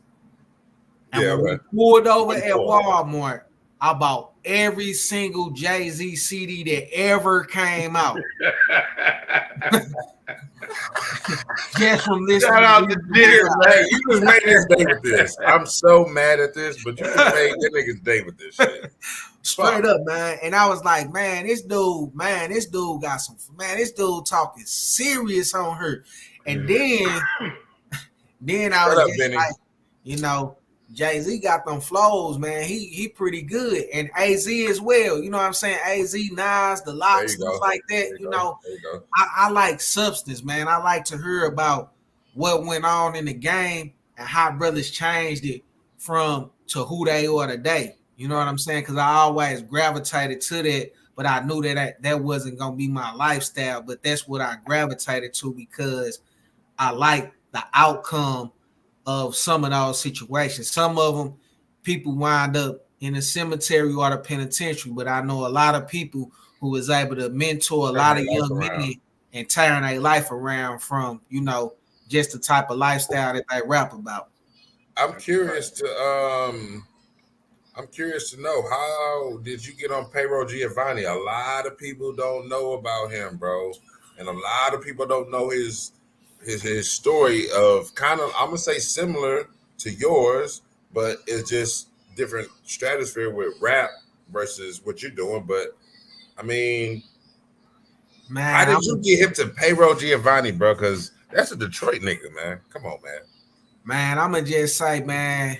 Shout out Detroit. I'm gonna just say the streets is something else, man. The streets is something else. So I grew up in a nice, Christian household and everything, but I love the streets. You know what I'm saying? The streets, I love the streets. I thank God that he was able to keep his arm around me and keep me protected. And I had some good people around me that always looked out for me, always took me up under their wing, always showed me everything, man. Like never hid nothing from me. And they never not trusted me. You know what I'm saying? Like things that could get them in get their life gone. You know what I'm saying? Can hurt their family. Like they exposed me to that. And when I when I listened to Payroll, it was the first song I heard was Move Different. Mm-hmm. That was the first song I heard about him, and it just so happened to come across the uh the Apple's thing, you know, the Apple app that you got on your Yeah. phone. Which From, like whatever you're listening to is going to give yeah, you something that's similar to it. I get it. yeah. And I think I had hearted like MJG or 8 Ball, or it was one of them that I hearted, and then Payroll came in the mix. I'm like, what is this? Oh man, Move Different. Hold up, let me run this back. Oh, man, where are these albums at? And then I just went and got all his albums, like with the Jay-Z situation. I went and got all his albums and mixtapes, and then that's really all I listen to for real, because man, that dude got a story to tell. You know what I'm saying? He way different than Jeezy's and all of them, man. He way different than all of them. So to listen to what he's saying and then telling you how to invest and telling you how to, you know what I'm saying, function in this world and leave that street stuff alone, man, you don't got people talking like that. It ain't nobody talking like that. Hold on. I got two things for you. I came up same way upon a song with Peasy and Payroll Giovanni called "Loyal to the Game" on my title music. It came up kind of like how you do, but I will say you need to check out Peasy as well. He's from Detroit. Oh yeah, I know about Peasy. Yeah, he on the same kind of wave, but also now Billboard brothers, the same kind of nigga, but from the West Coast. Tap into Larry June, please. Oh yeah. Tap into Larry June, please. Yeah. Get very healthy and organic and do your thing, bro. Pay your taxes on time. And don't check me, bitch. Check the airtime. You know what I'm saying? Check yeah. Like, bruh. Yeah, like, Larry June, all that the era of the things that they discuss, like I say, they like the 2005 street guys and stuff like that. You know what I'm saying? So I wasn't out there in 2005. You know, I was on a different mission in life at that time. I was trying to, you know what I'm saying, find a different path, you know what I'm saying, looking for a different way. So I really kind of stopped listening to rap. I didn't even listen to nothing for real. You know what I'm saying? I just read books for like 2 years and stayed locked in the room, you know, and started growing my facial hair out and not throwing clothes away and just living a different lifestyle. So I wasn't really kind of hip on a 2005, like when Payroll be talking about 2005 and 2006. I wasn't out there. I was on something totally different at that time, man. I was going through a for real change in my life because I knew what was going on, what was happening to people at that time, where people was going. People was getting 40 years, man, 25 years, you know. So I was like, you know, it's trying to see something different. That's what's up. So do you I'm gonna give it to you after this question. Okay. Do you listen to like Scarface or Slick Rick or any Biggie, Pop, any of the great storytellers out there like that? Yeah, I was more so a Biggie fan than a Tupac fan. Okay. And the reason you say it is because of storytelling. There was this old head in our neighborhood. Matter of fact, he was over in Paddock, and he had a record company and stuff like that. And I used to go by his house. He had all the classic cars and everything, all old Cadillacs and all that kind of stuff. Real clean cut dude. And he the one first put me up on that rap was about storytelling. You know, I just thought rap was like you putting together these rhymes and putting together this. And then I noticed that that's why I like 8 Ball, MJG, Biggie, and different things like that, because they was telling a story. Tupac was telling a story too, But his stories that he was telling was more of the black reality. You know what I'm saying? Yeah, So black man's reality. Yeah. It wasn't more like how Biggie was telling the story of like the Frank White and all that kind of stuff. It was a totally different thing. So I gravitated to the Biggie. And then with Scarface and stuff, my first hip hop album was Ghetto Boys. My mind playing tricks on me. I had that on Walkman. Say that again. Say that again. That's a light flex for niggas that never had a fucking Walkman with the audio bass and all that shit. Yeah, I had a Walkman, man, with the metal headphones and a little bitty little on a bus stop. Let's go. And I'm walking around the house, bobbing my head. My daddy said, "Don't never let nobody hear what you listening to." I'm bobbing my head, and my mom friend took it off and was like, "Oh my God, what is he listening to?" And then my dad like, "Didn't I tell you not to let nobody?"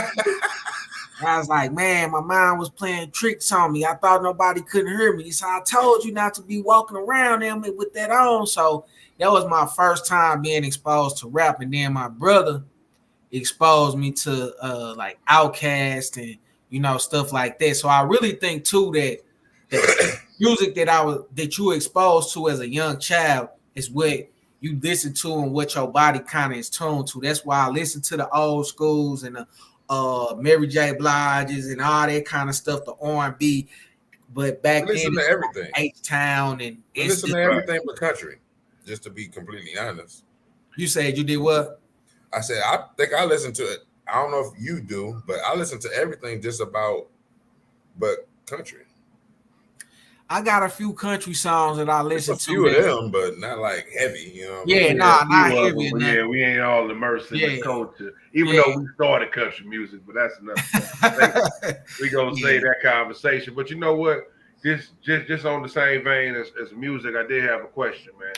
If you was able to see a concert with anybody that's no longer with us, any entertainer that's no longer with us, if you was able to get a front row ticket, which artist would that be?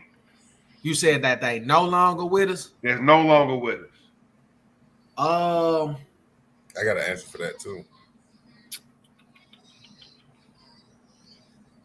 Who would yours be, Vinny? I really don't know. Let Corey get that. I really don't know about the person that's no longer with us. I wouldn't know about that's no longer with us. Come on, man. You got Rick James. You got Prince. You got Michael Jackson. Come on now. I know one of them touched you.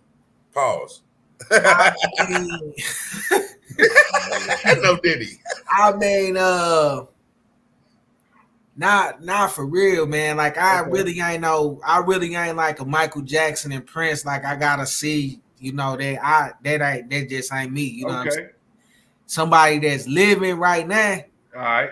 Man, if I always just wanted to just like kick it with 8Ball and MJG, like that's always been like out now ain't got to do no concert. You know what I'm saying? Just kick back and chill. You know what I'm saying? Okay. That's always been my thing. Now, and when I start like the old school stuff now, like if I could just be in that era and just move how they was moving, real cool, laid back, Earth, Wind, and Fire, the Whispers, stuff like that, like people like that be around, go to one of their concerts or something.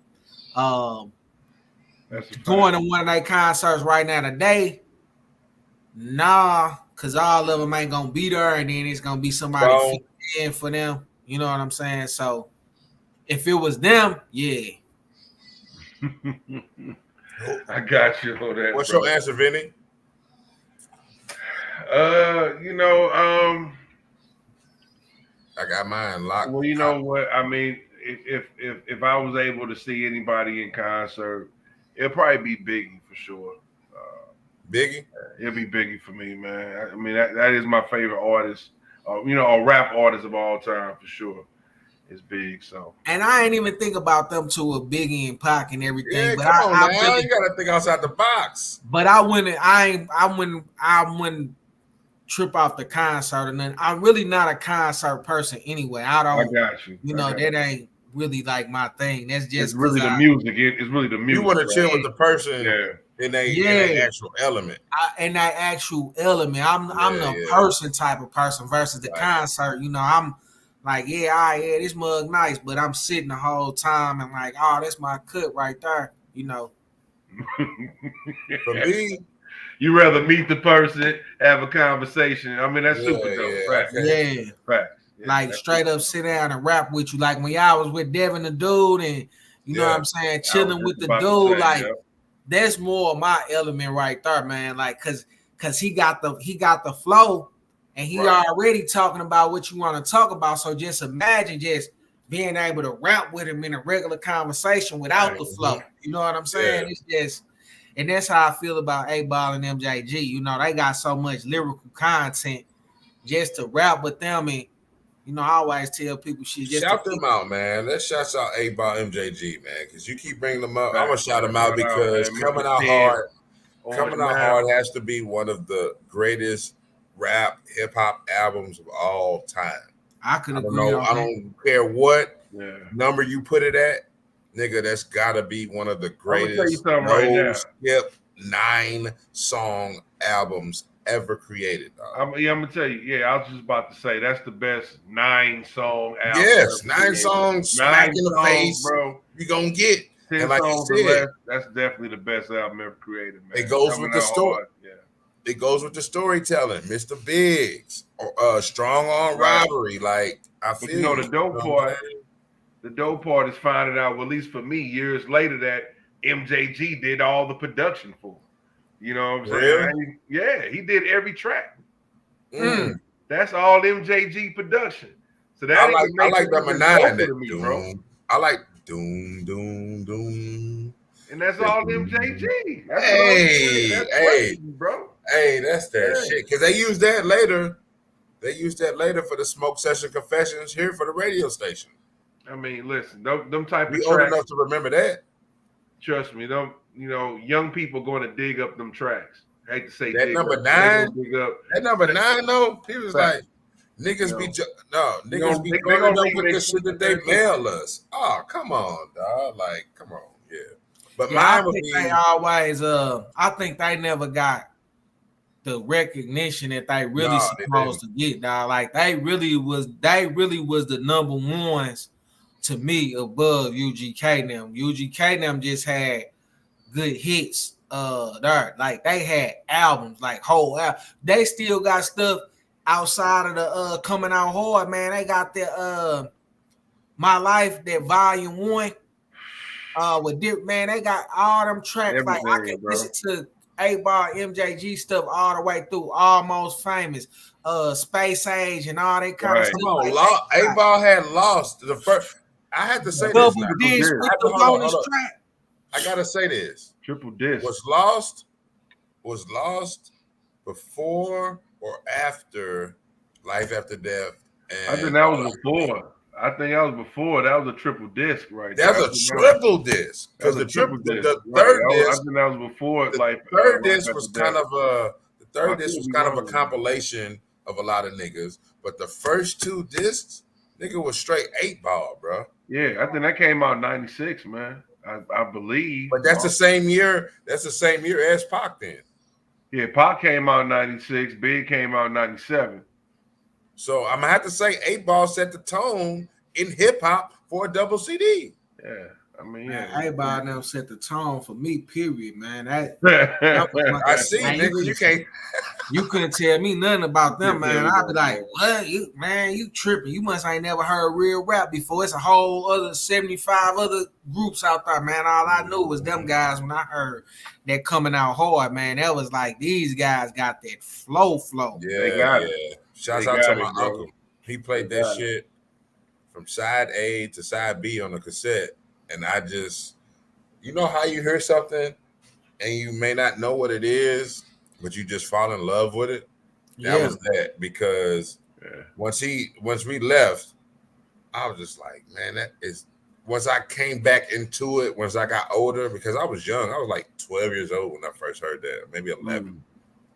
But just the fact that he just kept playing that shit. Like he didn't grab no other cassette, my nigga. He was just side A, side B, side A, side B. I don't get tired of this shit. Side A, like It's a and classic, it just bro. made me like it though. But they was talking that shit though, motherfucker.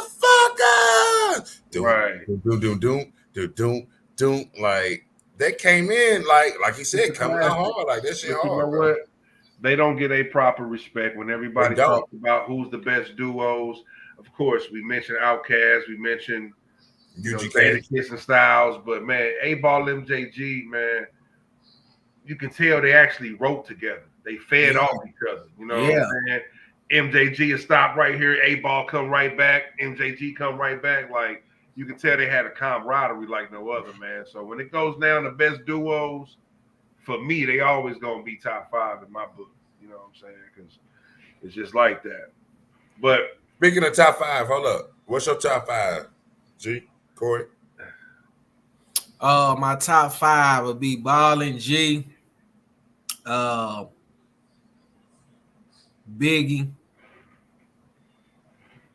DMX.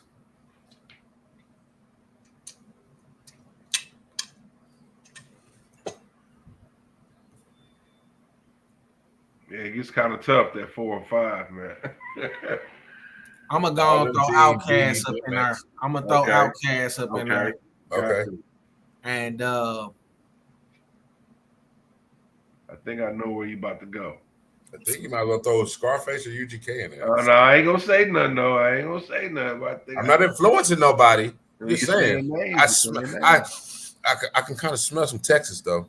I'm gonna have to go. I'm gonna have to go with the Locks, man. Oh, hey, I thought you were about to say Nas. I was about to go with Nas. I was gonna say Nas, but I had to think about what you know what I'm saying. I had to think about Jadakiss and Styles P, man. Like, facts. I like them guys, man. I like them guys, and they that verses they did with Dipset versus the Dipset on that verses they did. It just showed you, man. It just showed you for sure who they was, man. It just showed you for sure who they was and what they were standing on, man. Cause them guys is them guys. But and then Fabulous too. He got that flow too. You know what I'm saying? Fabulous got that flow. Fabulous don't miss, man. He's a poet. He got some good punchlines, man. He got them good. He got them punchlines. He got them punchlines, dog. Very witty with it, man.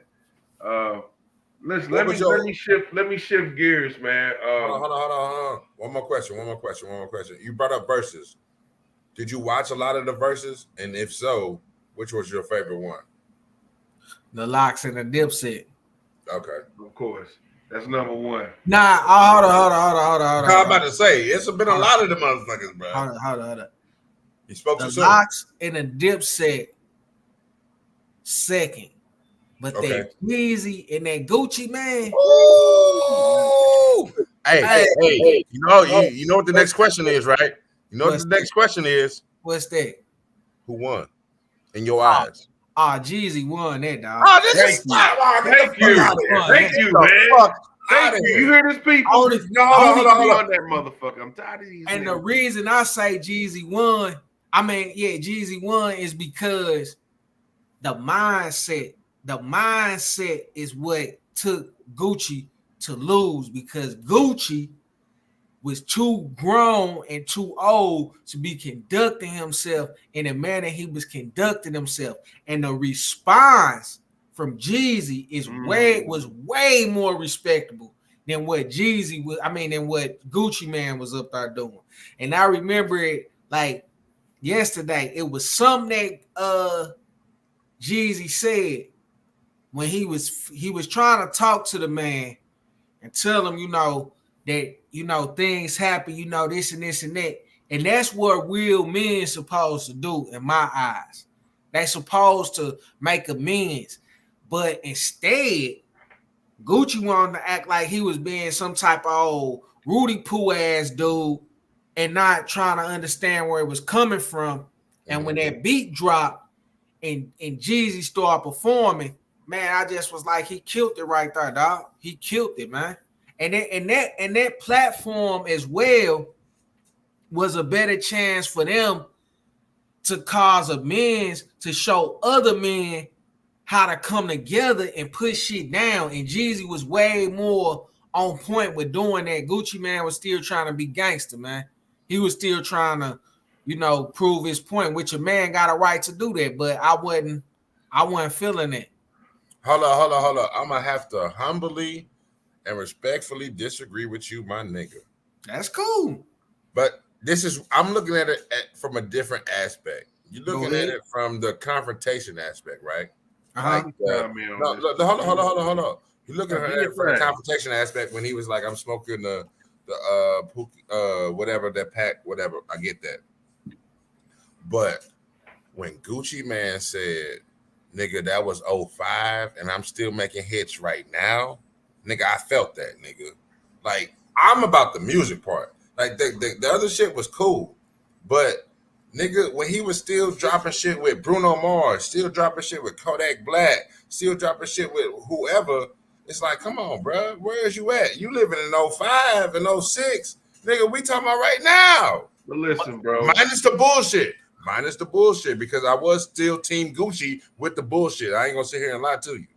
But still, Gucci, as far as musically, nigga, bro, I feel like Gucci killed him. Go ahead, bro. My part. I'm just about. I mean, true. Gucci probably has had more success in the latest era than Jeezy. Even though Jeezy done had some big records with some guys, you know what I'm saying. But at the same time, Jeezy shit was timeless, bro. Man. I don't give a fuck what Gucci played. When Jeezy say last time I checked, I was a man on these streets. It's gonna null and void anything Gucci got to say because you got me fucked Jeezy up. dropped better music than Gucci at that particular time, bro. Yeah. Anything off Thug Motivation 101 is a cheat code because that album was a movement.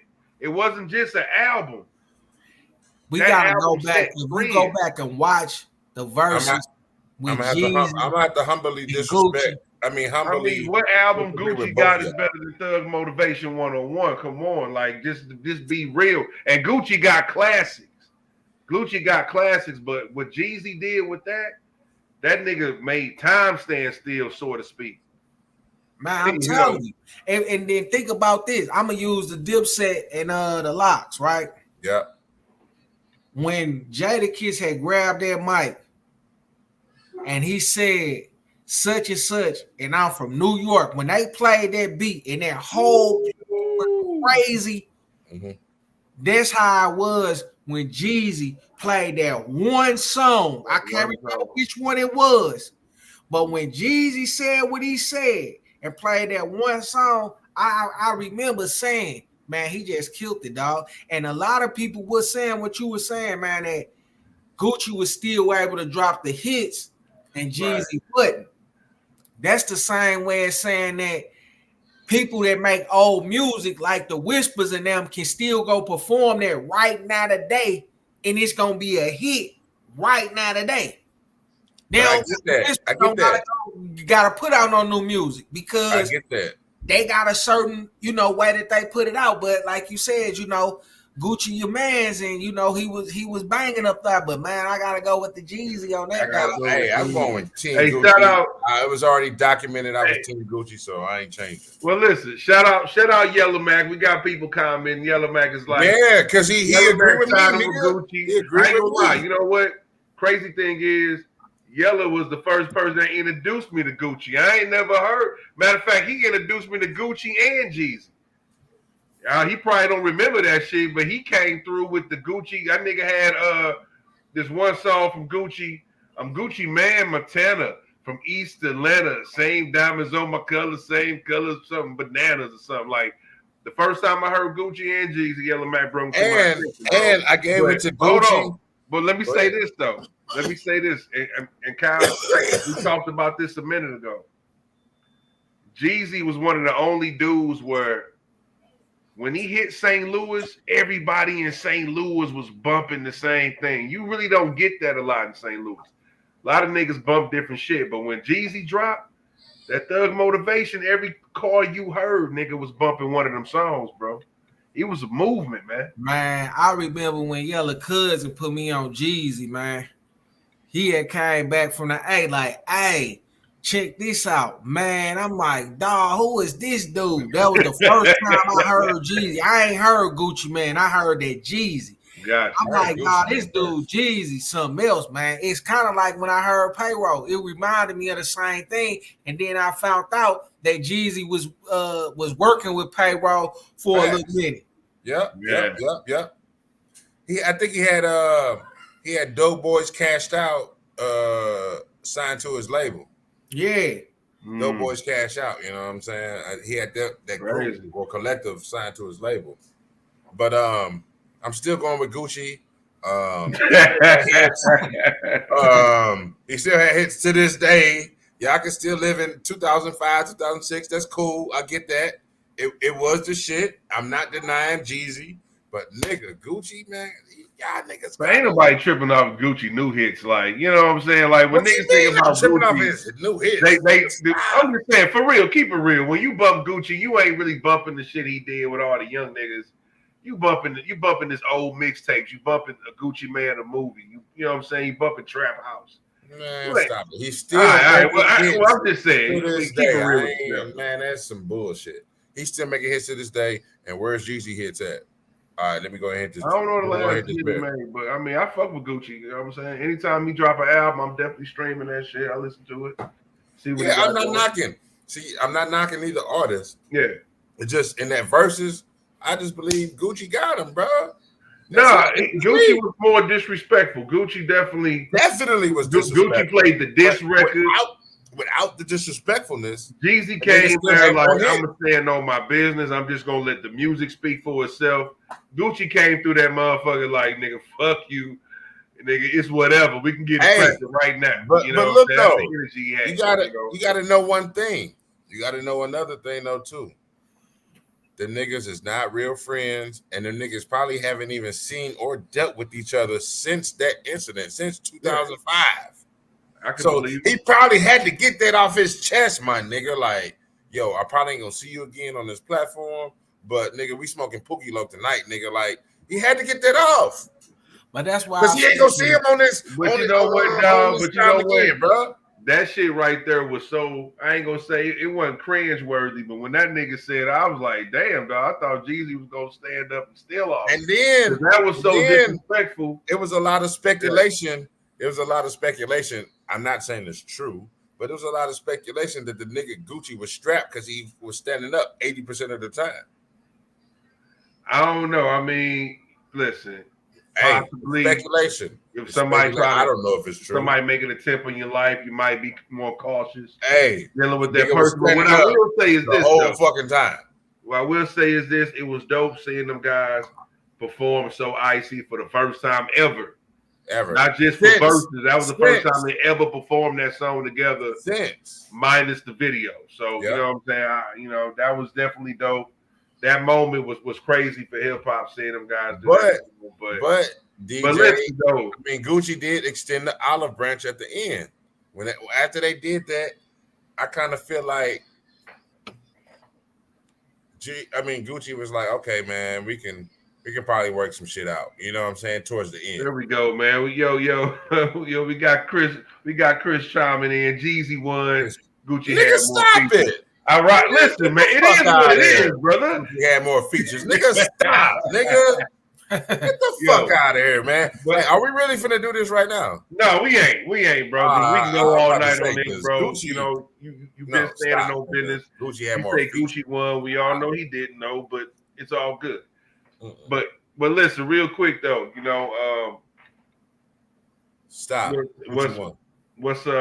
What's going on currently is the election, bro. You got any thoughts on the current presidential election, bro? Forget the election. How do you feel about the Hold on, no, don't forget the election. Hold on. What they got to time? The Trump shit that just happened. Hold on. I know we're gonna get to that.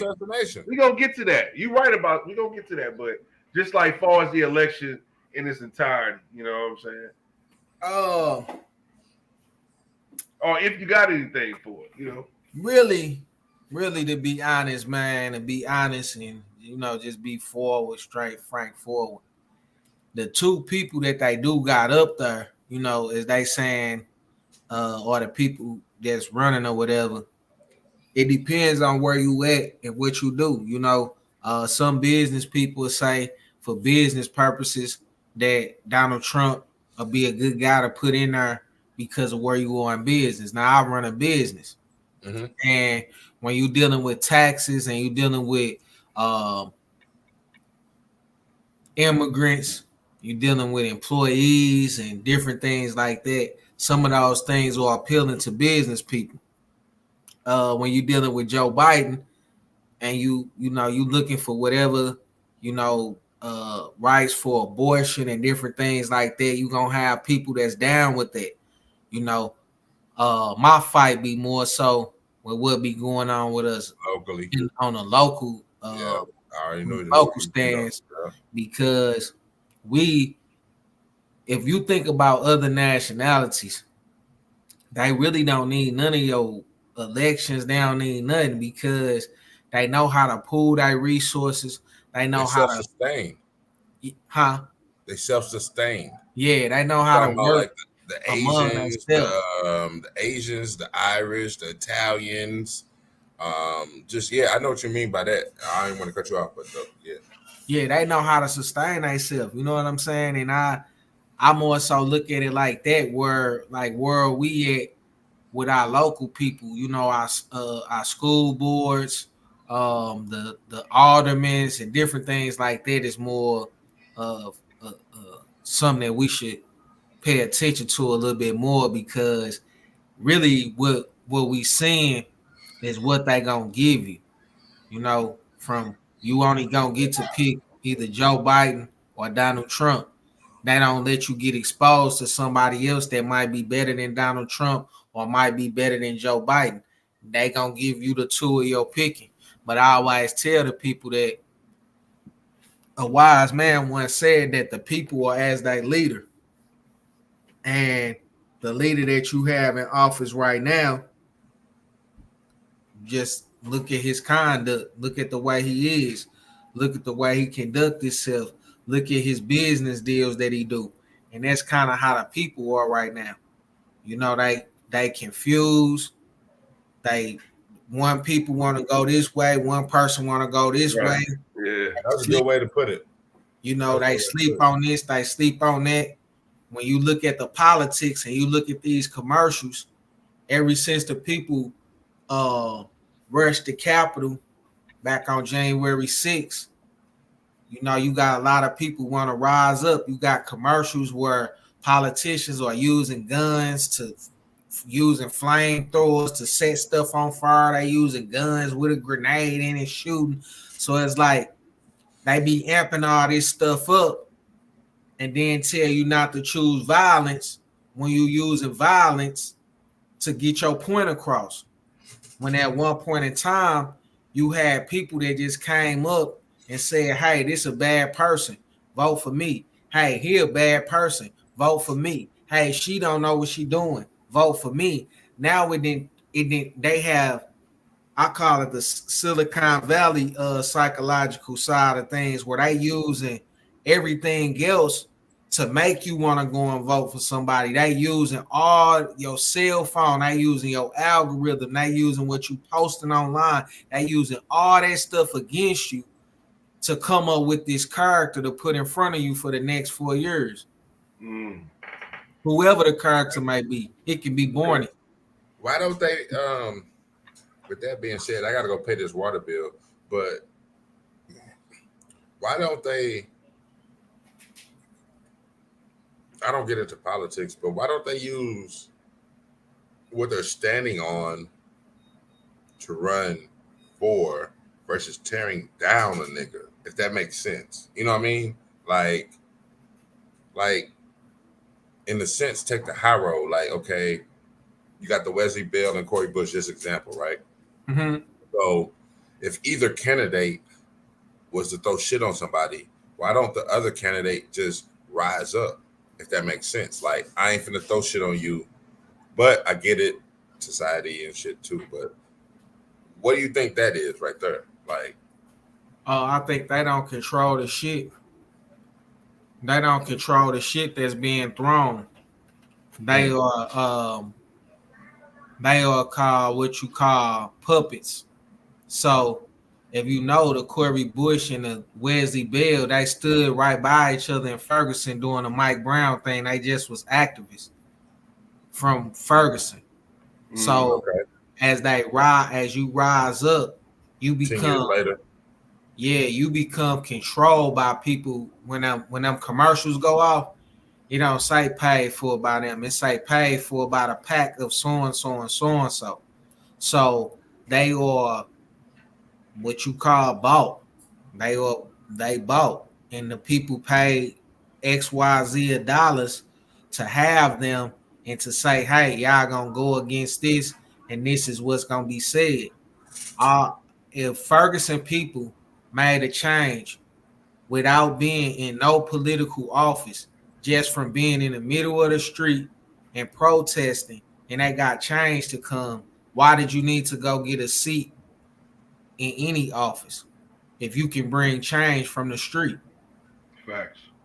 So that's another way to look at it. Like, you can bring change from anywhere. We can bring change from now and then, not to double back, but you said take the high road. That's what I was saying about the Jeezy and the Gucci man. It's about taking the high road, regardless of what the people gonna look at it and look at you as, oh, he shitting on you and you ain't even say nothing back. That nigga said he smoking your dead partner, you ain't say nothing. Like, y'all ain't tired of that shit. Y'all ain't tired of tat for tat and want to go against each other and destroy each other. And you have to remember that it's still an arena for that. So I've come to the conclusion with me that I don't go to the concert. Like, I'm not entertained by that. I would rather deal with that individual as Corey Bush or Wesley Bell. The concert is the politics. The concert and the music and the dancing is them finna come up here and try to shit on each other. That's the part I don't really want to be a part of, because I'm going to say he got a good point and I'm going to say she got a good point. But where can we meet in the middle? In the middle was in the streets. Yeah, I'm gonna go pay this water bill. Be right back.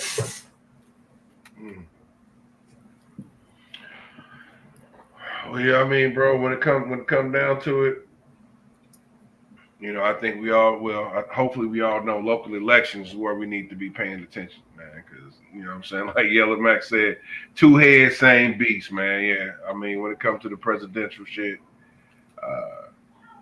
seems to be a lot of smoke and mirrors, a lot of propaganda, a lot of throwing shit at each other.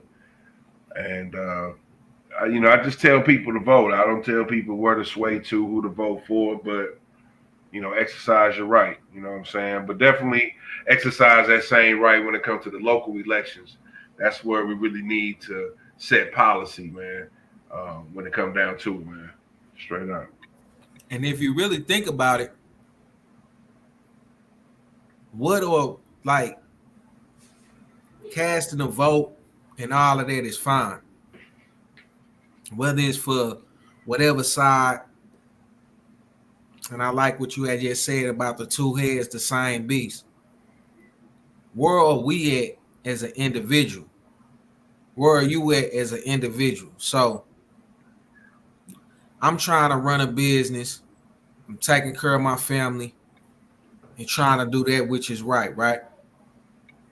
And according to the Facebook algorithm or the Instagram algorithm, from what you click on and what you think about and what you Google and search is what's being fed to you. So if you Googling and searching and looking at all these different ads about all these different people and all of that, you really not thinking for yourself. As much as people think that they're thinking for themselves, you're not thinking for yourself. When you are looking at all these commercials come on your TV during a time of election and they turn people down, it is causing you to think a certain way. And the cause, for every cause, it's an effect. Mm-hmm. You know, so I try to limit what goes inside of my brain, man. I Not noticed that with your music limiting, selection. yeah, like all that stuff and putting all that information and reading thousands of books and all of that. All you doing is forming an ideology in your head that you's gonna cause you to go against your people. Because if you think back in the times of the Soviet Union and stuff, and you can go look this up, they use music, they use literature, they use all those things to take them people mind and start thinking of certain things. They start using the Beatles, playing certain kind of music by them. If you look at the times with us, they starting to use drill music, they starting to use all this to change the people's minds. And it's like, limit yourself from what you put in your head, man. Limit yourself from what you hearing in music, in movies, Netflix, all these different things. It's propaganda. All these things have a budget with the government. They have a budget for movies, for all this stuff. And we fight among each other because they're working a psychological side of your brain that you're going to watch this propaganda and then you're going to believe it. You're going to think that what's happening in reality is fake. And from Form an that, opinion. exactly. And from that, now they got you right where you want to be. And then you have people that go out here and do unseemly things. You have people go out here and start shooting people and all this kind of stuff because they didn't heard something. They didn't look something up online. It never was that they had that thought on their own to go and do it. It was some information that they got and read and thought they was going to be the hero and save the day and the world was going to change from what they have done. You know, so your local elections and different things like that, they be tainted as well. And where you going to go? The place you're going to go is back to your home, back to your bank account, back to your kids, back to your spouse at the end of the day. So basically, I mean, we already know no matter who's in power, no matter who's the president, it all comes down to motivating yourself to go out here and get it, man. Because if you dependent on somebody to change your life for you, man, you're gonna be waiting in the wings for a long time. So definitely, man, no matter who. I mean, because we don't win under, we done had some tyrants, you know, but it don't matter. No matter who the president was, man, we've always found a way to thrive, not only survive but thrive, man. So you just gotta stay. You gotta, keep on your pivot, man. Stay on your hustle, no matter what. Yes, sir. Straight up, man. Well, my brother, it's always great chopping it up with you, as always, bro. Before we start to wrap this up, man, as far as how can anybody reach out to you, bro? What's your social medias? How can somebody get in contact with you, bro, and chop it up with, what I'm saying, about doing some business with you? My regular social media is Gregory Corey. That's just a Facebook page or whatever. But Maintenance Direct has a website. It's maintenancedirectllc.com, and you can go on there, leave a message, contact me through there. Phone number wise, I really don't put my number out on a social platform or anything like that due to spam calls and stuff like that. But Facebook, you can find me on there. Instagram, CG314, or you can go to maintenancedirectllc.com and leave a message there and get with me there. Or if you see me out and you see me somewhere, just holler at me.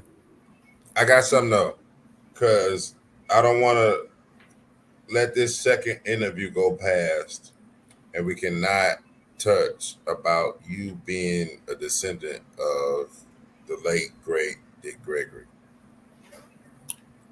Oh, I that's don't all. know how much time we spend. I'm just saying we gotta shed some light on that because we was trying to touch that on the first interview, but I can't let this. I'd be remiss if I let this go past and we ain't say nothing. So I'm just gonna ask this simple question. It's a two-parter. What's um what's your relation to the late great Dick Gregory, and how did he impact your life and your mindset and where you at as a man right now? Well, Dick Gregory is my great uncle, and Dick Gregory impacted our life just from him being who he is. I never, we call it coattail. We never rode the coattail of being Dick Gregory. We was our own Gregory. Dick Gregory, civil rights activist in the community, comedian, a plethora of knowledge, wisdom, and information. Always was there for people around the world, everywhere. From his diet to running across the country, helping people that in hostage situations and different things like that. So I always had something to look forward to as just having a last name of Gregory and being able to stand on it. But nobody never knew that I was related to Dick Gregory growing up. I was just Yeah, it's a fact. Corey or look Corey. I never mentioned those kind of things because it really wasn't like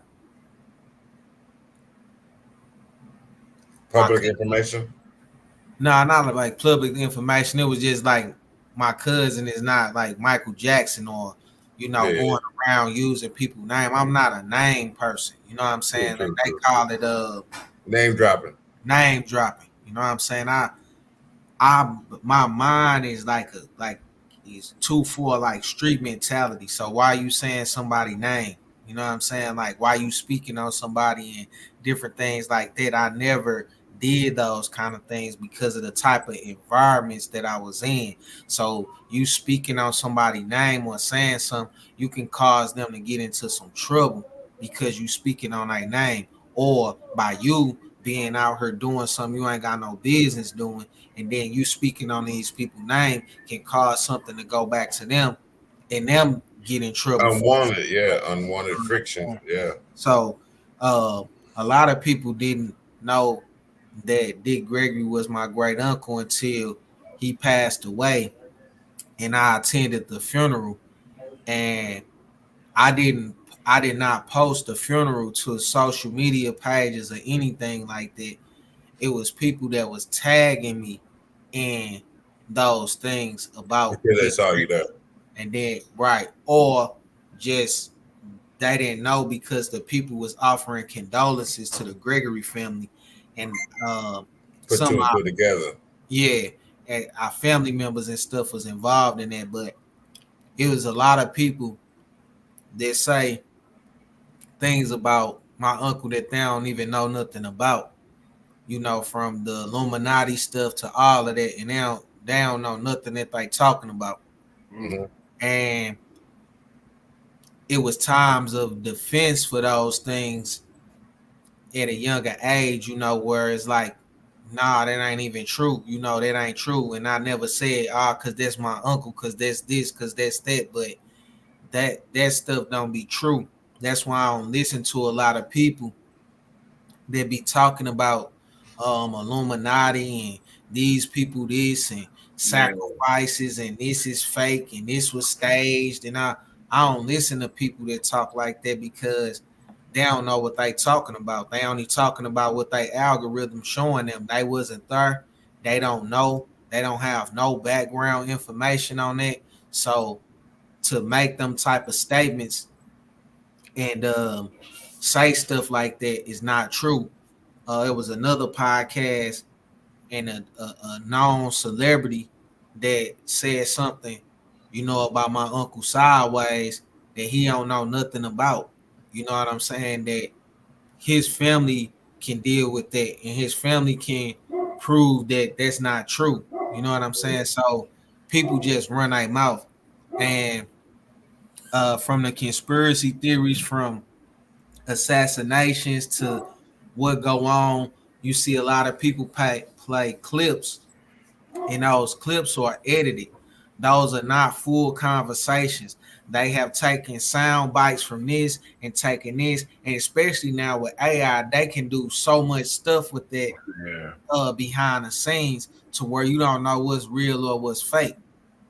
that's a fact, bro. You know, so him being my uncle is a great thing. It's all love. We have a loving family. We have a current family. Um, we don't got no blood sacrifice stuff going on. Ain't none of that is true. None of it is true. So it's all praise to the Most High that I was born into this lineage, to my grandfather, to my dad, my mom, my grandparents, and everything like that. They always raised us uh, to fear the Most High, live our life, and be stand up men. You know what we chose to do when we call it jumping off the porch. That's your choice that you went and did. The streets didn't come to you and tell you to come here. You said come here to the streets, and that's how it came to you. So if you want to be a doctor, you want to be a lawyer, you want to be a gangster, you just got to walk down them paths, and that's what's going to come to you, you know. So our communication, dealing with the community, talking to people, want to see people doing better, is in us. That's in our blood. That's, you know, that's what we do. Regardless if you talk to me or one of my brothers, sisters, my cousins, my aunts, uncles, this is just what we do, and don't nobody ride nobody coattail. Everybody is their own individual for who they are. I got one thing real quick. I have found something when I was diving into his the Gregory his stuff. I didn't know if, let me know if this is true. I know you probably weren't around, but you probably have some knowledge about it. Is it true that he was a write-in for the 1968 president election? Yes. And he got like 9 million votes in like PA, but it was a computer error. I don't know that part to be true, but I know that he had got a significant amount of votes from the write-in. Yeah. Okay, that's dope. That's dope. super dope. Yeah, because I did my little thing and I didn't want to bring up everything, but you kind of covered most of it. But yeah, man, that's just a dope figure to have in our space, because I would almost say, and I'm not trying to take no the comparison is the thief of joy, but I don't want to take anything away from him. But it's kind of like him and Larry Hoover was almost like the same kind of figures, just for their city. You know what I'm saying? For that particular city. And Well, I ain't saying he had to be in comedy and all that, but I'm just saying like their impact overall is kind of like the same. well, I would say that Dick Gregory is who the world knew. Okay. You know, that's who the world knew. That's who the world, that's who the media, you know, promoted in different things. But I have another uncle as well that, you know, was a little bit bigger than what he had going on as far as in schools and stuff like that. So it's really not what people think. It's about his knowledge and information and the wealth of information and stuff that he delivered to people. Like, he really changed lives. He really made an impact with people. And society and the world, excuse me, would catapult you to that point, because he was able to get on a couch and sit where a black man has never sat before. He was able to talk to presidents and kings and princes across the world. His family is like no other, you know. And what we see for Dick Gregory is what the world wants you to see. When I say the world, meaning what the media wants you to see, because he's still a father, he's still a husband, he has children, he has grandchildren and all that, but that's not what's promoted through media. Oh, for sure, for sure. You know what I'm saying? So when you said the Larry Hoover and the Dick Gregory, I can agree with that. I can agree with the level that he had and the people that he touched, and not only in the African American community, man, the Native American community, the Latino community, over in Africa. It's just so much. His work is like no other that he has done, man. Is the media can't even discuss everything that he's done because they only know what his family or what they have seen him do or what they have seen him speaking on. You know what I'm saying? So in his latter years, he went around and spoke with a lot of people and did interviews with a lot of people. And then now you see interviews chopped and screwed and different things like that. That's not the full interview, but his work, man, his work speaks for itself. That's a fact, bro. Appreciate you chopping it up on that, man. Definitely. Yeah, I'd be remiss if we didn't talk about that, and I'd be like, damn, we need a third interview. So yeah, bro, I had to let you expound on that so people know and what it is and what it ain't. Man, it's all praise to the Most High. No doubt, man. Well, listen, bro. This is. I mean, a lot of people don't know this is. This is the second time we actually did this. We had to spin the block. First time wasn't able to get the footage out like I wanted to. You know what I'm saying? That's definitely on me, man. But I appreciate you making time for us to do this again, bro. As always, man, you always, you know what I'm saying, dropping gems on us. And I think that's what we definitely need. You know what I'm saying? Somebody that's going to be a straight shooter and just, speak from the heart. You know what I'm saying? And I definitely wish you all the success with your business, man. I've seen it grow. And, I just wish for more success, more blessings to come your way, my brother. Appreciate you.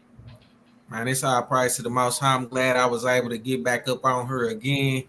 Y'all doing a great thing, like I always say, man. Y'all doing y'all work and getting into the community and discussing current events, topics, giving people an opportunity to be here. So I appreciate the opportunity. Y'all keep doing what you're doing, and if you need anything from me, man, y'all know I'm always there for you. You need me to come make some repairs on anything you got going on, your people, just let me know, man. I take care of it for you. For sure. Fact, bro. And we definitely always gonna shout you out too, man. We want to make sure people know what's the correct way to get in contact with you, man. You know what I'm saying? They say we want to see your business grow, bro. One last question. What would you rather have, power or money? Power or money? Yeah. No matter however you generalize it or rationalize it in your head, it's just however, whatever your decision is. I would rather have the respect. I'm about respect, and if you pay me in respect, I'll take that more than money any day. Money ain't nothing to me, man. That's just a wise saying is money is just a defense, for things that you need to get done. As far as like respect, I'm about respect. That way, if I got the respect, then I can move around how I need to move around, and I can travel how I need to travel. But a man that's not respected is not safe. Say it again. A man that's not respected is not safe. Woo, shit. Don't let that go over your motherfucking head. Please don't. And on that note, I think we got to end it right motherfucking there, man. Hey, man, another great episode. We got my man, Maintenance Direct, Corey, Gregory in the building, a descendant of the late, great Dick Gregory. And this has been such a joy and such a dope episode, bro. So I ain't got nothing else to say, man. What you got to say, Vinny? Yeah, I just appreciate everybody tuned in, man. Everybody that was engaging with us, man. Yellow Mac, man. Chef Gun, Rock Brown, man. Everybody that commented was a part of the live discussion, man. Appreciate y'all. And as always, man, this is a platform for the people, man. You know what I'm saying? For real, we are the people's platform. So anytime somebody wants to join up, anytime somebody wants to come up and join the Step up discussion, and spit that game welcome and that. talk that shit, huh? You know what I mean? No doubt. We can get up to 10 people on this motherfucker. So Let's go. you know, anybody I want to, you know what I'm saying, add, you know, some knowledge or contribute to the conversation, we always welcome that, man. So spit your game, talk your shit. Vinny Vito, Chef KG. Shout out to the guest of honor, Corey Gregory, man. Hey yo, until next time. I'm not worthy. Man. I'm not worthy. That's all praise to the I'm not Most High. worthy. Let's But get nah, it, y'all. man. This was Salute, a good baby. episode. This was a good episode, brothers. And love, peace, and hair grease, my niggas. Peace on that note. Peace.